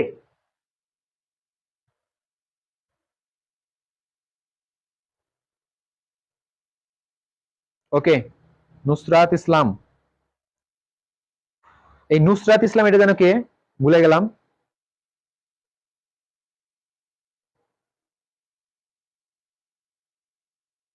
নুসরাত ইসলামটা যেন কে? আর একবার বুঝাইয়া দেন। আচ্ছা, বলছি যে আমি বলছি কি বললাম, একটা রাস্তায় যেখানে মোড় থাকে, আমি তোমাদের ক্লাসে পড়াইছিলাম না, যেখানে মোড় থাকবে, মোড়, সেখানে আমার মোড় ঘোরার সময় যে যানবাহনটা মোড় ঘুরবে তার কেন্দ্রমুখী বল দরকার পড়বে। কিন্তু এই জন্য আমরা রাস্তাটা ওইখানে কি রাখি, এরকম ঢালু রাখি, ঢালু। বাট কিছু কিছু মোড়ের জায়গা দেখবা যে অনেক রাস্তা আছে যেখানে মোড়ের জায়গায় ঢালু নাই, তো ওইখানে আমার কেন্দ্রমুখী বলটা তো লাগবেই। তো ওইখানে কেন্দ্রমুখী বলটা তৈরি করবে কে? এই ঘর্ষণ বল। ঠিক আছে? আচ্ছা, এখন তোমার যে কেন্দ্রমুখী বল সেটা যদি রাস্তার ঘর্ষণ বলের থেকে বেশি হয় তাহলে তুমি এক্সিডেন্ট করবা। তার মানে নিরাপদে যদি বাঁক নিতে চাও, নিরাপদে যদি বাঁক নিতে চাও তাহলে তোমার কেন্দ্রমুখী বলটা কখনোই ঘর্ষণ বল থেকে বেশি হওয়া যাবে না। অর্থাৎ কেন্দ্রমুখী বল যেটা এফসিপি, এফসিপি হচ্ছে কেন্দ্রমুখী বল, এফ সিপি, এইটা ঘর্ষণ বল এফ, এটা থেকে কখনোই বড় হওয়া যাবে না। ঠিক আছে? সবসময় ছোট হইতে হবে অথবা সমান হইতে হবে। তার মানে কি, এখানে ছোট আছে, মানে একটা হচ্ছে তোমার ছোট হইতে হবে, এফসিপি মানে কেন্দ্রমুখী বলটা আমার এফ বল থেকে ছোট হইতে হবে, আর একটা অথবা সমান হইতে হবে, অথবা সমান হইতে হবে। এই দুইটা কন্ডিশন রাইট, এই দুইটা যেখানে আছে সেটা, বুঝছো কিনা? ও, সাকিবা নুসরাত ইসলাম আর হচ্ছে শিফা নুসরাত ইয়াসমিন, দুই বদমাইশের নাম তো একই টাইপের রে। হুম, আচ্ছা, ঝাড়, বুঝতে পারছি এখন। ঠিক আছে, ধন্যবাদ। এরপরে 3 গেল, 4-এ যাও। আচ্ছা, 4 কি প্রবলেম ছিল কারো? হ্যাঁ, 4 প্রবলেম ছিল মনে হয় একটা, না?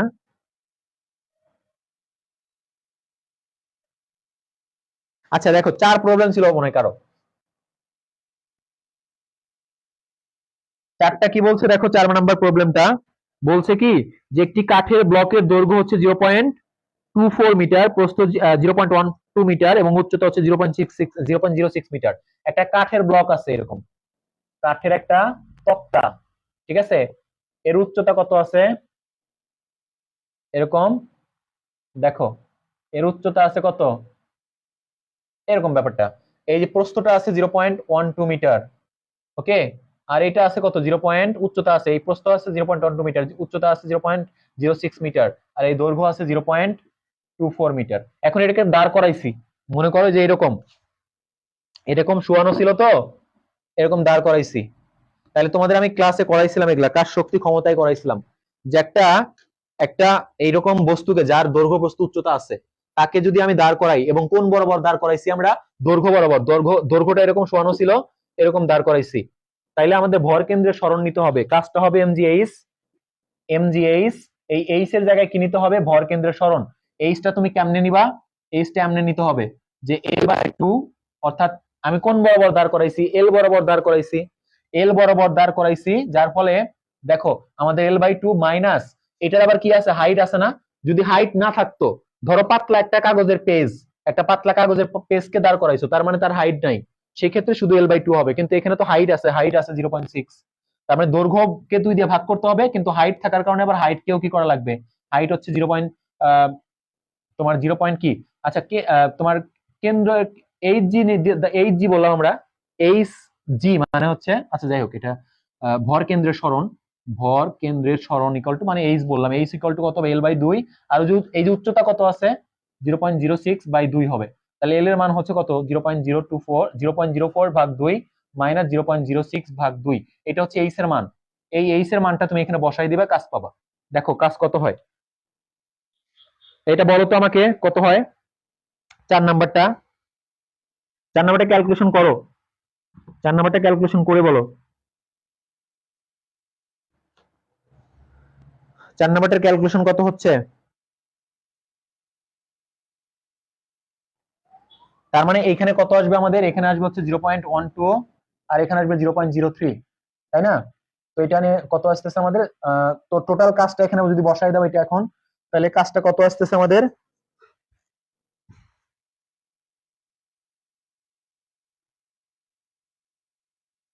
আচ্ছা কি বলছে, স্যার আমি নুসরাতিয়া, স্যার আমি ভর কেন্দ্রের সরণ তাই বুঝি না ভালোভাবে, কখন কিভাবে নিতে হবে। আচ্ছা এটা আমি ক্লিয়ার করি। ধরো যে, স্কেলটা দাও তো, আমি বুঝাই দিয়েছি ভর কেন্দ্রের সরণটা। তো টিস্যুটা, আচ্ছা ধরো আমি স্কেলটা নিচ্ছি তোমাদের বোঝানোর জন্য। ওকে, এই যে তোমার এটা নিলাম,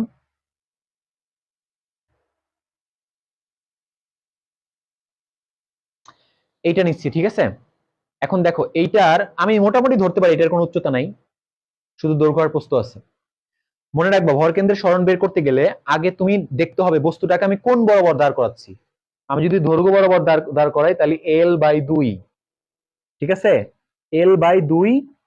আর হচ্ছে তোমার কি, এখন দেখো যে, এই যে দেখো একটু চিন্তা করো যে আমি এটার কিন্তু শুধু দৈর্ঘ্য আর প্রস্থ আছে, সেই ক্ষেত্রে যদি আমি দৈর্ঘ্য বরাবর দাঁড় করাই তাহলে L/2। কিন্তু আবার যদি উচ্চতা থাকে, মনে রাখবা উচ্চতা যদি থাকতো এরকম বরাবর পুরুত্ব বা উচ্চতা, তখন কিন্তু L/2 মাইনাস কি এই উচ্চতা ভাগ 2, এটা করা লাগতো। তো সিম্পলি মনে রাখো এখন যে, আমার যখন একটা বস্তু আমি, আর যদি আমি এরকম করে দাঁড় করাইতাম, তাহলে দাঁড়টা আমি কোন বরাবর করেছি, প্রস্থ বরাবর করেছি না, প্রস্থ বরাবর দাঁড় করাইছি। দেখো প্রস্থ বরাবর দাঁড় করাইছি, ঠিক আছে, এরকম ছিল তো, প্রস্থ বরাবর দাঁড় করাইছি। তো সেই ক্ষেত্রে কিন্তু প্রস্থ ভাগ 2 আর মাইনাস উচ্চতা ভাগ 2, ঠিক আছে। তো যাই হোক, যদি বস্তুটা শুধু চ্যাপ্টা হয়, মানে শুধু দৈর্ঘ্য থাকে, তাহলে দৈর্ঘ্য ভাগ 2 বর্গকেন্দ্রের সরণ। কিন্তু আমার যে বস্তুটার কথা বলছে প্রশ্নে, সেখানে কিন্তু দৈর্ঘ্য আছে, প্রস্থ আছে, উচ্চতাও আছে। তো মনে রাখবা যখন আমি দৈর্ঘ্য বরাবর দাঁড় করাবো, তখন দৈর্ঘ্যকে তো 2 দিয়ে ভাগ করা লাগবে, সাথে উচ্চতা, যেটা প্রস্থ না উচ্চতা পুরুত্ব, তাকে 2 দিয়ে ভাগ করে মাইনাস করতে হবে, এই যে মাইনাস করতে হবে, ঠিক আছে। এই ক্লিয়ার এটা, 4 নাম্বারটা ক্লিয়ার আশা করি। এরপরে আমাদের প্রবলেম ছিল মনে হয় 6 নাম্বারটাতে প্রবলেম ছিল। আচ্ছা দেখো, আমরা 6 নাম্বারে মুক্তি বেগের কথা বলছি। 6 নাম্বারটা আমাদের এই যে বস্তুর বেগ আর ভি তে মুক্তি বেগ। মনে রাখবা এই যে বস্তুর বেগ যদি মুক্তি বেগের সমান অথবা বড় হয়, তাহলে বস্তুটি কোথায় চলে যাবে।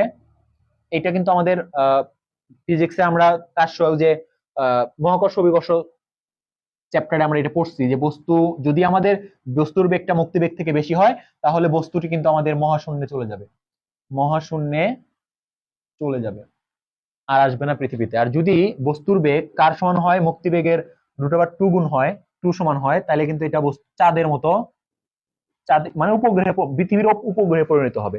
যদি কোনো বস্তু পৃথিবী থেকে আমরা এই বেগে, এই পরিমাণ অর্থাৎ মুক্তি বেগের 1/√2 গুণ, মুক্তি বেগের, এটা হচ্ছে ভি মানে মুক্তি বেগ, আর 1/√2 গুণ এই এত বেগে যদি এটা যদি আমার বস্তুর বেগের সমান হয়, তাহলে বস্তুটা চাঁদ যেমন পৃথিবীকে কেন্দ্র করে ঘুরতেছে, ওরকম একটা উপগ্রহে পরিণত হবে। এটা তোমাদের মনে রাখতে হবে, এটা আমাদের সূত্র থেকে প্রমাণ করে আনা যায়। তবে এটা আপাতত মনে রাখো যে, মুক্তিবেগ যদি আমাদের বস্তুর বেগ যদি মুক্তিবেগের থেকে বেশি বা সমান হয়, তাহলে এটা মহাশূন্যে চলে যাবে। আর যদি বস্তুর বেগটা মুক্তিবেগের 1/√2 গুণ, মানে হচ্ছে VE/√2, এটা যদি হয়, তাহলে এটা চাঁদের মতো উপগ্রহে পরিণত হবে। ওকে, আশা করি তোমরা হচ্ছে 6 নাম্বার বুঝতে পারছো সবাই। তো এটা মনে রাখবা, ঠিক আছে। এরপরে আসি আমাদের 8 নাম্বারে প্রবলেম ছিল কি। আচ্ছা 8 নাম্বার কি প্রবলেম ছিল দেখো, এখানে বলছে 8 নাম্বার সবার প্রবলেম ছিল, এখানে বলছে A vector dot B cross C vector equal to 0, অর্থ হলো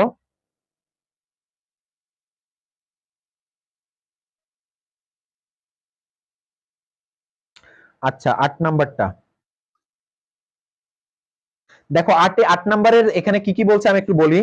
8 নাম্বারে বলা হয়েছে যে এ vector dot B vector cross C vector equal to 0। এর মানে অর্থ কি? এর অর্থ হলো খুবই সিম্পল এটা বিষয়টা।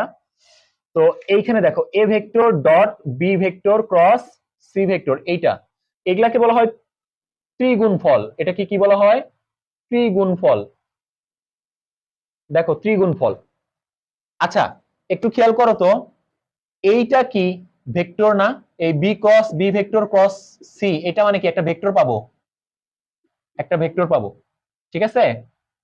একটা ভেক্টর পাওয়া যাবে। তার মানে এইখানে এইটুকু হচ্ছে একটা ভেক্টর, আর একটা ভেক্টরের সাথে আমি আরেকটা ভেক্টরে কি করছি, এই বি ক্রস সি ভেক্টরের সাথে আরেকটা ভেক্টর ডট গুণ করছি, এই ডট গুণটা হয় 0।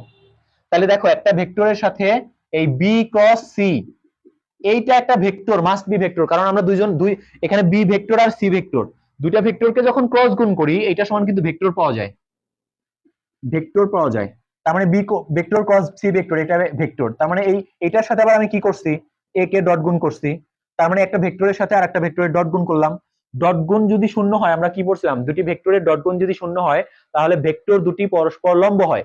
তার মানে এখানে আবার বোঝো যে আমাদের এ ভেক্টর আর হচ্ছে আর একটা ভেক্টর হচ্ছে বি ক্রস সি, এটা কিন্তু নতুন আর একটা ভেক্টর। এই দুইটা ভেক্টরের ডট গুণ করছি আমরা, এটা 0 হয়েছে, মানে কি এই ভেক্টরটা অর্থাৎ B cross C vector, B vector cross C vector, এই ভেক্টর আর এ ভেক্টর, এই দুইটা এই দুটার ডট গুণ 0, মানে কি এই এ ভেক্টর আর হচ্ছে B vector cross C vector, এই ভেক্টরটা এরা পরস্পর লম্ব হবেই এবং একই সমতলে অবস্থান করবে তারা। এটি এই এ এবং এই ভেক্টরটা দেখো, আমি কিন্তু বলছি বি কস সি, এটা একটা ভেক্টর, এটা একটা ভেক্টর, দুইটা মিলে এই একটা ভেক্টর আর এই ভেক্টর, এরা দুইজন পরস্পর সমান্তরাল, সরি লম্ব। আবার কি বলা যায়, এই জিনিসটা যখন জিরো হইতেছে, তার মানে A vector dot B vector cross C vector যখন 0 হবে, তখন এই B vector cross C vector, এই একটা ভেক্টর আর তার সাথে এ, তার মানে এই এ ভেক্টর আর হচ্ছে B vector cross C vector, এই একটা ভেক্টর আর এই একটা ভেক্টর, এরা পরস্পর লম্ব, এটা বলা যায়। আরেকটা কিছু বলা যায়, আর কি বলা যায়, আরেকটা বলা যায় এ ভেক্টর আর বি ভেক্টর আর হচ্ছে সি ভেক্টর, এরা এই তিনটা ভেক্টর পরস্পর সমতল হবে, ঠিক আছে, সমতল হবে। আর আর কি বলা যায়, যে তোমার হলো যে আচ্ছা এটা 8 নাম্বার, হ্যাঁ। আরেকটা কি বলা যায়, দেখো যে দেখো এই গুণটাকে, এই যে a cross a vector dot B vector cross C vector, এইটাকে এইভাবে লেখা যায় a vector comma b vector comma c vector, এই ত্রয়ীগুণকে এভাবেও লেখা যায়, এভাবেও লেখা যায়, এটা ইকুয়াল টু 0। তার মানে আমাদের এখানে তিনটাই কারেক্ট, ঠিক আছে। আমি আবার বলি যারা বুঝো নাই, যখন এই এরকম করে আমরা একটা গুণ করব, তখন এটাকে বলা হয় ত্রিগুণফল। আর এই ত্রিগুণফলকে আমরা এইভাবেও লিখতে পারি, এইভাবেও লিখতে পারি, এইভাবে লিখতে পারি, ঠিক আছে। তার মানে এটা 1 নাম্বার কারেক্ট। আবার এইটা সমান যখন 0 হবে, এটা সমান যখন 0 হবে, তখন এই ভেক্টরটা অর্থাৎ এই ব্র্যাকেটের ভিতরে যে ভেক্টরটা থাকবে সেই টোটাল ভেক্টরটা আর এই ভেক্টরটা 0 হবে, সরি এখানে ডট ডট হবে, এই দুইটা ভেক্টর পরস্পর লম্ব হবে। আবার এই তিনটা ভেক্টর যে আছে, এ ভেক্টর বি ভেক্টর আর কি সি ভেক্টর, এই তিনটা ভেক্টর পরস্পর সমতল হবে, মানে এখানে তিনটাই কারেক্ট। আচ্ছা এটা বুঝছো না? এটা ওকে, ওকে ঠিক আছে। আচ্ছা 8 পর্যন্ত গেছে, এখন বলো 10 থেকে 20 পর্যন্ত কি কি সমস্যা আছে, 10 থেকে 20 পর্যন্ত কি কি প্রবলেম আছে, তোমরা সবাই একটু আমাকে নাম্বারগুলো বলো। 10 থেকে 20,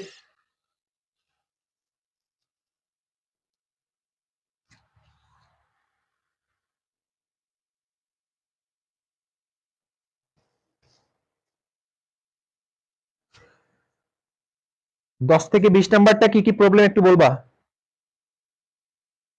আমি একটু ওয়েট করতেছি সবার। আচ্ছা 12, 15, 17, এই কি, হ্যাঁ, তারপরে হচ্ছে 13, 14, তার মানে 12, 13, 14, 15, 17 এইটা পাওয়া গেছে।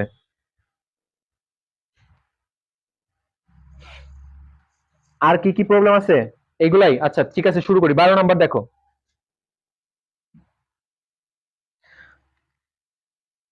12 নাম্বারটা দেখো,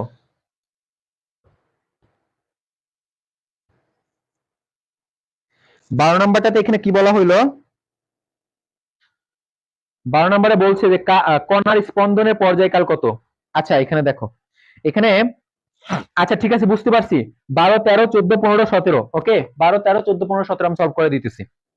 ওকে, এখন দেখো 12 নম্বরে এখানে বলছে কি, দেখো যে সরল দোলন গতি সম্পন্ন একটি কণার সরণের সমীকরণ দেওয়া আছে। সরণের সমীকরণটা কি দেওয়া আছে আমাদের? আচ্ছা 12 না, আচ্ছা 15 আর 17, 12 কি, আচ্ছা 15, আচ্ছা 12 নম্বরে অনেকের সমস্যা আছে, আমি 12 নম্বর করে দিচ্ছি। দেখো 12 নম্বরে একটা সমীকরণ দেওয়া আছে, x equal to,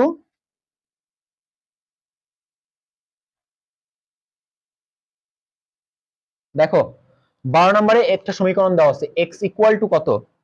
x equal to হচ্ছে আমার √3 sin 2 পাই t, রুট, এখানে কত দাও, √3 sin 2 পাই ইনটু t। দেখো আমরা জানি x equal to a sin omega t, এটা সমীকরণ জানি না, a sin ওমেগা t। তাহলে কম্পেয়ার করো তো, a ইকুয়াল টু কত আসতেছে, √3, আর ওমেগার জায়গায় কত আসতেছে, ওমেগা sin ওমেগা, ওমেগার জায়গায় আসতেছে আমাদের হচ্ছে 2 পাই, এই ওমেগার জায়গায় 2 পাই আসতেছে, 2 পাই। তাহলে ওমেগা সমান আমরা কি লিখতে পারি, 2 পাই বাই t লিখতে পারি, ওমেগা সমান আর 2 পাই। তো উল্টাই দিলে কি হইতেছে, t pi 2 pi equal to কত, 1 বাই 2 পাই। তো 2 পাই বাদ, t ইকুয়াল টু 1 আসতেছে, 1 সেকেন্ড, পর্যায়কাল হচ্ছে t ইকুয়াল টু 1 সেকেন্ড। দেখো বুঝছো কিনা? অর্থাৎ এখানে আমি যদি কম্পেয়ার করি, ওমেগার জায়গায় পাইতেছি হচ্ছে 2 পাই, ওমেগার জায়গায় পাইতেছি 2 পাই। আর আমরা এখানে আমরা জানি কিন্তু ওমেগা ইজ ইকুয়াল টু কত, যে 2 পাই বাই টি বসায় দিলাম, আর এই পাশে তো 2 পাই। পরে টি বের করব, আমি 2 পাই বাদ দিলে 1 বাই টি ইকুয়াল টু 1, তার মানে টি ইকুয়াল টু 1 সেকেন্ড। ঠিক আছে, আচ্ছা তারপরে দেখো 13, 13 কারো হয়তো প্রবলেম আছে, অনেকের দেখলাম। আচ্ছা 13 প্রবলেম আছে অনেকের। 12 12 15 17 13 আছে। আচ্ছা 13 13 আর 14 দেখো। আচ্ছা 13 নম্বরে বলছে 1 মিটার দূরে কণার গতিশক্তি ও বিভব শক্তির অনুপাত কত। দেখো এই যে কিছুক্ষণ আগে আমি একটা প্রবলেম করাইছিলাম তোমাদের, যেহেতু সরল দোলকের এখানে সরল সনিত গতি বলছে না, এখানে এই যে সরল দোলন গতি বলছে, তো সরল দোলন গতির ক্ষেত্রে আমরা বিভব শক্তি কি করতে পারি, দেখো সরল দোলন গতির ক্ষেত্রে হচ্ছে আমরা বিভব শক্তি বের করতে পারি কে এক্স স্কোয়ার দিয়ে, আর গতি শক্তি বের করতে পারি কে মাইনাস এ স্কোয়ার মাইনাস এক্স স্কোয়ার দিয়ে। এটা হচ্ছে, এটা যদি বিভব শক্তি হয় এটা আমার গতি শক্তি, ঠিক আছে, এটা যদি বিভব শক্তি হয় এটা গতি শক্তি, এই দুটোর অনুপাত আমাকে বের করতে বলছে। তো আগের মতো half k into a square minus x square divided by কি, half k into x square. তো এটা একটু কাটা, কি থাকবে, a square minus x square divided by কত, এক্স স্কোয়ার। তো আমরা কিন্তু পাইছি যে কম্পেয়ার করে পাইলাম না, এ ইকুয়াল টু কত পাইছি লাস্টটাতে 12 নম্বরে এ ইকুয়াল টু √3 যদি কম্পেয়ার করি, এই যে x equal to √3 sine omega t, এটা যদি আমি x equal to a sine, এখানে 2 pi t x equal to a sine omega t, এটার সাথে কম্পেয়ার করলে এ ইকুয়াল টু √3 পাইতেছি। তাহলে এ ইকুয়াল টু √3, আর আমার কতটুকু সরণ বলছে ওরা প্রশ্নে, 13 নম্বরে বলছে 1 মিটার দূরে। তাহলে 1 মিটার মানে কত, মানে এক্স ইকুয়াল টু 1 মিটার। তাহলে এখানে যদি বসাও, √3 square equal to 1 square minus 1 square divided by 1 square, তাহলে এখানে কত হইতেছে, তার মানে 3 মাইনাস 1, তার মানে 2। ঠিক আছে, গতিশক্তি আর বিভব শক্তির অনুপাত হচ্ছে 2:1 হবে, এটা आंसर 2:1 আছে অপশনে।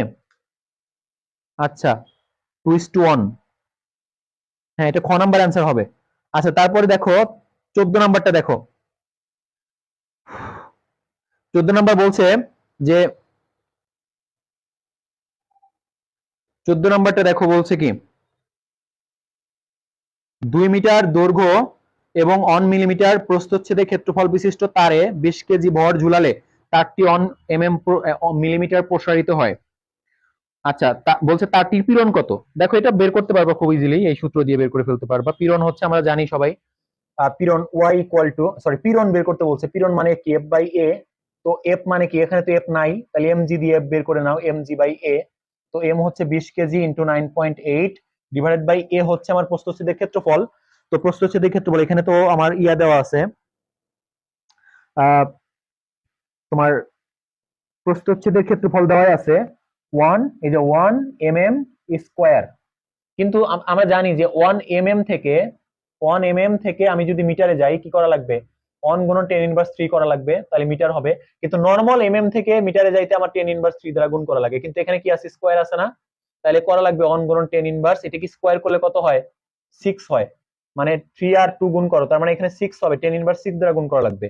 অর্থাৎ আমার 1 mm স্কোয়ার আছে ক্ষেত্রফলটা, এটাকে যদি আমি মিটার নিতে চাই, যেহেতু স্কোয়ার আছে তাহলে 3 দুগুণে 6, নর্মালি করি 10⁻³ দ্বারা গুণ, বাট এখন 10⁻6 দ্বারা গুণ করবো, তাহলে মিটার স্কোয়ার হয়ে যাবে, তার মানে এখানে হবে 1 গুণন 10⁻6 মিটার স্কোয়ার, তাইলেই হয়ে যাবে। ঠিক আছে, 14 নাম্বার ক্লিয়ার।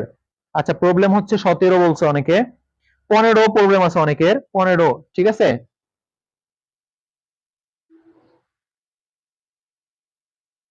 আচ্ছা 15 নাম্বার দেখছে, উক্ত তারটির দৈর্ঘ্য বিকৃতি এত। আচ্ছা আমরা দেখি তো, এগুলা কারেকশন করে দেখি একটু, দৈর্ঘ্য বিকৃতি কত হয়। আচ্ছা, তারটির দৈর্ঘ্য বিকৃতি হয় কিনা আমরা একটু চেক করে দেখি অপশন গুলা।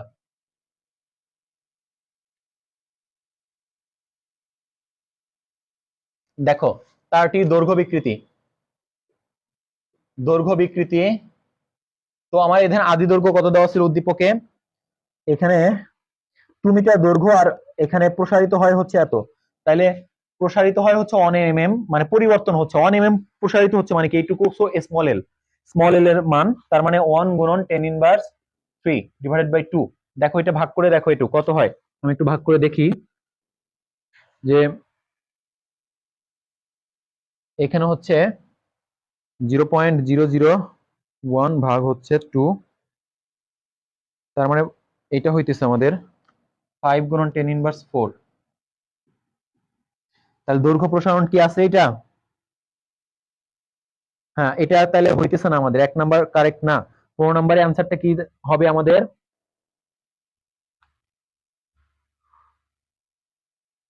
আচ্ছা দেখো 1 নাম্বার কিন্তু কারেক্ট না, তাহলে আমাদের কিন্তু এটা আসতেছে, আর ওইখানে দেওয়া আছে কত, অপশনে দেওয়া আছে হচ্ছে আমাদের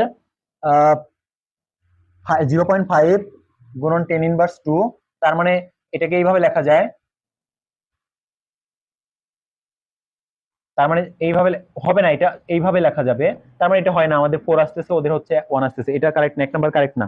2 নাম্বারে কি বলা হয়েছে, ইয়ং এর গুণাঙ্ক এত, ইয়ং এর গুণাঙ্কটা বের করে দেখি, দেখো ইয়ং এর গুণাঙ্ক কত হবে, এইটা এফ এল বাই এল, পরে এফ তো নাই, এফ হচ্ছে এমজি এল বাই, আর এও নাই, এ হচ্ছে পাই আর স্কোয়ার স্মল এল, তাহলে এম হচ্ছে আমার 20 গুণন 9.8 ইন্টু এল হচ্ছে তো তোমার 2 মিটার, ডিভাইডেড বাই পাই হচ্ছে 1.3.1416 গুণন আর হচ্ছে কত, পাই আর স্কোয়ার, আর হচ্ছে আমার কত দেওয়া আছে, না প্রস্থচ্ছেদের ক্ষেত্রফল দেওয়াই আছে, সরি প্রস্থচ্ছেদের ক্ষেত্রফলটা আমাদের দেওয়াই আছে, যে এ এল, তো প্রস্থচ্ছেদের ক্ষেত্রফলটা সরাসরি দেওয়া আছে আমাদের কত, 1 গুণন 10⁻6 হবে, 6, যেহেতু মিলিমিটারে আছে, এটাকে মিটার করতে গেলে আমাদের কি করা লাগবে, মিলিমিটার স্কোয়ার আছে, এটাকে মিটার করতে গেলে 10⁻6 দ্বারা গুণ করা লাগবে।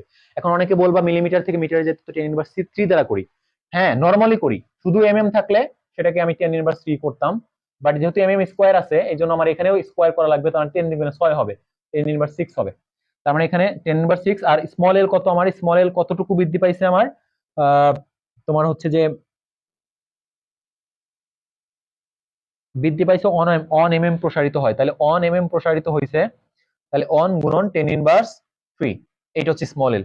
এখান থেকে তুমি করো, দেখো কত আসে, এটা করলে আমাদের 2 নাম্বার কারেকশন পাবা, আবার 2 নাম্বারটা ঠিকই রেজাল্ট আসবে আমাদের।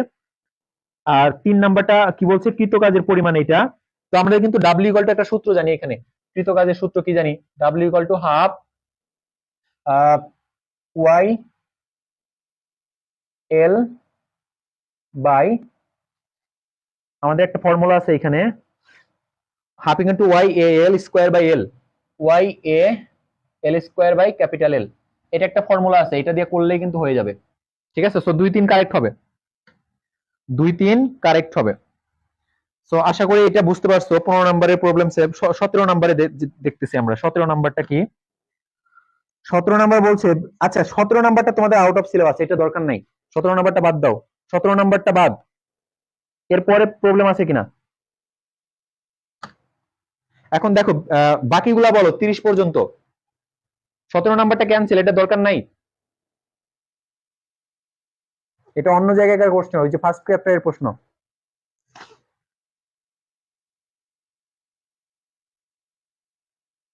17 আমার বাকিগুলা বলো, বাকিগুলা নাম্বারগুলা বলো। 18, 18টা কি বলা হয়েছে যে 30 মিটার উচ্চতা থেকে একটি বস্তুকে বিনা বাধায় পড়তে দিলে কত নিম্নতায় এর গতি শক্তি বিভব শক্তির দ্বিগুণ হবে। আচ্ছা দেখো, এটা দেখো, এই যে 30 মিটার উপর থেকে আমি বস্তুটা ফেলে দিছি, 30 মিটার উপর থেকে আমি ফেলে দিছি, এটুকু হচ্ছে 30 মিটার। এখন বলছে কত নিম্নতায়, মানে যে কত নিচে নামলে গতিশক্তি বিভব শক্তির কি বলছে ওরা, গতিশক্তি বিভব শক্তির দ্বিগুণ হবে। তাহলে দেখো আমি ধরলাম যে এইচ নিম্নতায়, মানে এখান থেকে এইচ মিটার পড়লে আমার গতিশক্তি বিভব শক্তির দ্বিগুণ হবে। তাহলে এইটুকু কত বলতো, এইটুকু হবে 30 মাইনাস এইচ। আচ্ছা এখন গতিশক্তি বের করি। গতিশক্তি আমরা তো জানি যে দুই ক্ষেত্রে আমরা এমজিএইচ করতে পারবো, কিন্তু এমজিএইচ এর ক্ষেত্রে গতিশক্তির ক্ষেত্রে উপর থেকে নিতে হবে। তার মানে এটা গতিশক্তি যদি বলি তাহলে এইটুকু এইচ ধরলাম আমরা, তাহলে এটা এইচই হবে, ইকুয়াল টু ওই পাশে বিভব শক্তি বলছে গতিশক্তি বিভব শক্তির দ্বিগুণ, এমজি এইচ, এইচ এর জায়গায় হবে কত, 30 মাইনাস এইচ। তো এখান থেকে এমজি এমজি ক্যান্সেল করে দিলাম, H equal to 2 into 30 minus H. তাহলে কত থাকবে দেখো, H equal to 60 minus 2h, এটা এই পাশে নিয়ে আসলে হচ্ছে 3h ইকুয়াল টু 60, তার মানে h ইকুয়াল টু 20 মিটার। দেখো এটা 20 মিটার অ্যান্সার হবে, অ্যান্সার 20 মিটার, ঠিক আছে কিনা দেখো। এই 18তে 20 মিটার অ্যান্সার হবে, ঠিক আছে। 18 অ্যান্সার হচ্ছে 20 মিটার। এরপরে বলো 18, 20 থেকে 30 এর মধ্যে বলো কোনটা কোনটা প্রবলেম, 20 থেকে 30 এর মধ্যে বলো।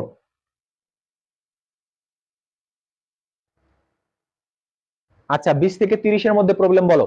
আজকে এই দুইটা বডি করাবো, আর টাইম নাই, অলরেডি 2 ঘন্টা হয়ে গেছে, 1.5 ঘন্টা হয়ে গেছে প্রায়। সো 20 থেকে 30 এর মধ্যে কি কি আছে বলো, একটু প্রবলেমটা বলো।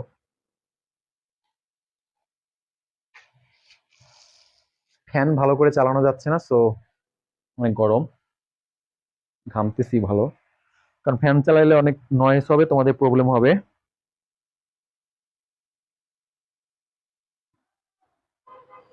আচ্ছা 20 থেকে 30 এর মধ্যে প্রবলেমটা বলো, আমরা এই বোর্ডটা শেষ করে দেই, শেষ করে ক্লাসটা আজকের মতো শেষ করব, আর কন্টিনিউয়াস ক্লাস চলবে ইনশাআল্লাহ, আর এমসিকিউ সবগুলাই সলভ করে দিব ইনশাআল্লাহ, আশা করি।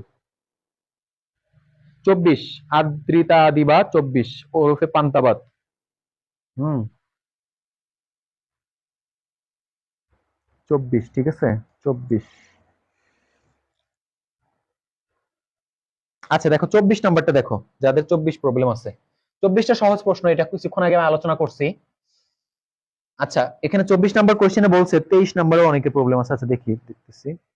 24 নাম্বার বলছে এম ভরের এল দৈর্ঘ্যের বিপ্রস্থের এবং এইচ উচ্চতার একটি সুষম দ্বন্দ্বকে সাহিত্য অবস্থা থেকে খাড়া করলাম। ওই যে আগেরটার মতো একটা কিছুক্ষণ আগে আমরা চট্টগ্রাম বোর্ডে একটা প্রশ্ন দেখলাম না, যে একটা বস্তুকে যদি আমরা এরকম, এমন একটা বস্তু যার দৈর্ঘ্য প্রস্থ উচ্চতা সবই আছে, তা সেটা এরকম শোয়ানো ছিল, তাকে দৈর্ঘ্য বরাবর খাড়া করছি। তাহলে আমার দেখো ভরকেন্দ্রের সরণ কি বলছিলাম, ভরকেন্দ্রের সরণ হচ্ছে আমাদের যে এই সি দ্বারা আমরা হচ্ছে ভরকেন্দ্রের সরণ বলবো। তো ভরকেন্দ্রের সরণ মানে কি, এখানে দৈর্ঘ্য বরাবর দাঁড় করাইছি না, তাহলে দৈর্ঘ্য, দৈর্ঘ্য ভাগ 2 আর এইচ বাই 2, এটা কারেক্ট, এটা আছে দেখো, এটা 3 নাম্বার অপশনে আছে। তাহলে ডাব্লিউ ইকুয়াল টু কত হবে, একেবারে যদি ডাব্লিউ বের করি হবে এম জি এইচ সি, মানে নরমালি এখানে সূত্রটা হবে M g W equal to m G H c, আর এই এইচ সি মানে কত, এইচ সি মানে হচ্ছে এল বাই 2 এইচ বাই 2। তো এটা যদি বসাই এখানে কত হবে, M G H C by H C মানে কত, এইচ সি মানে হচ্ছে এল বাই 2 2 আর এইচ বাই 2, এটা কারেক্ট, তার মানে 3 নম্বর অপশন কারেক্ট। আচ্ছা তারপরে দেখো যে এখানে এইচ সি মানে কত, এইচ সি মানে কিন্তু আমরা বলছি যে এইচ সি মানেই হচ্ছে আমার এল বাই 2 এইচ বাই 2, আর এল বাই 2 কে বলি আমরা, দেখো এলসি, এলসি মানে হচ্ছে এল বাই 2, আর তোমার হচ্ছে কি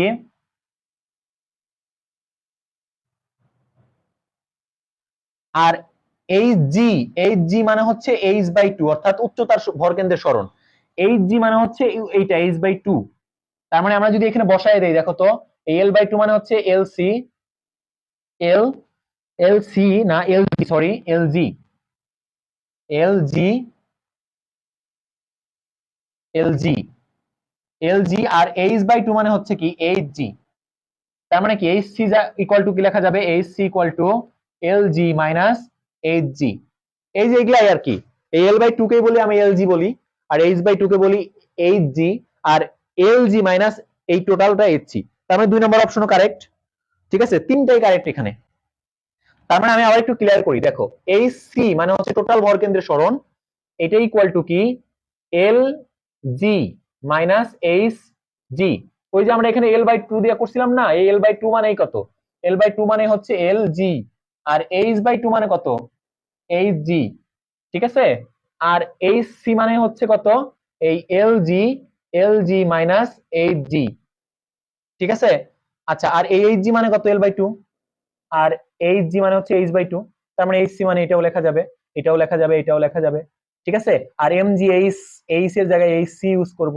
তার মানে তিনটা অপশনই কারেক্ট। ঠিক আছে, এই 24 নাম্বার বুঝছো নাকি? ক্লিয়ার? 24 নাম্বার ক্লিয়ার হলে ক্লিয়ার লেখো।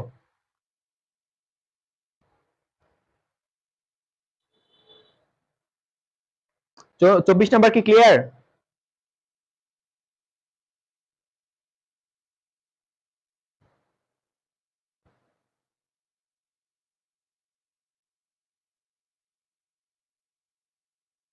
ওকে, ঠিক আছে। আচ্ছা ওকে, তাহলে আজকে আর মনে হয় প্রবলেম নাই না আর? আগামী ক্লাসে বাকি বোর্ডগুলো ইনশাআল্লাহ আমরা এখন থেকে সবগুলা প্রতিদিনই ক্লিয়ার করব, একটা দুইটা, দুইটা থেকে তিনটা। তবে তিনটা করতে গেলে অনেক টাইম লাগবে, দুইটা করে বোর্ড মোটামুটি ভালোভাবে যা দেখলাম আজকে ক্লিয়ার করা যাবে। তো সবগুলাই আমরা সবগুলো এমসিকিউ আমি চেষ্টা করবো একদম রেগুলার তোমাদের এক্সামের আগ পর্যন্ত তোমাদের ক্লিয়ার। তোমরা যদি থাকো সাথে, তোমরা যদি নিয়মিত ক্লাস করো, তাহলে চেষ্টা করবো একদম পরীক্ষার আগ পর্যন্ত এই সবগুলো সাবজেক্টের শুধু এমসিকিউ ক্লাসগুলো করানোর। ঠিক আছে, তো যেন তোমাদের ভালো ক্লিয়ার হয়ে যায়। তো আজকের মতো এখানেই থাক। বাকি হচ্ছে আজকে আমরা চট্টগ্রাম আর সিলেট শেষ করলাম, বাকি হচ্ছে বাকি দিন হচ্ছে বরিশাল থেকে, বরিশাল 23 থেকে শুরু করবো ইনশাল্লাহ পরের ক্লাসগুলোতে। তো আজকের মতো সবাই ভালো থাকো, আল্লাহ হাফেজ। ঠিক আছে, আল্লাহ হাফেজ।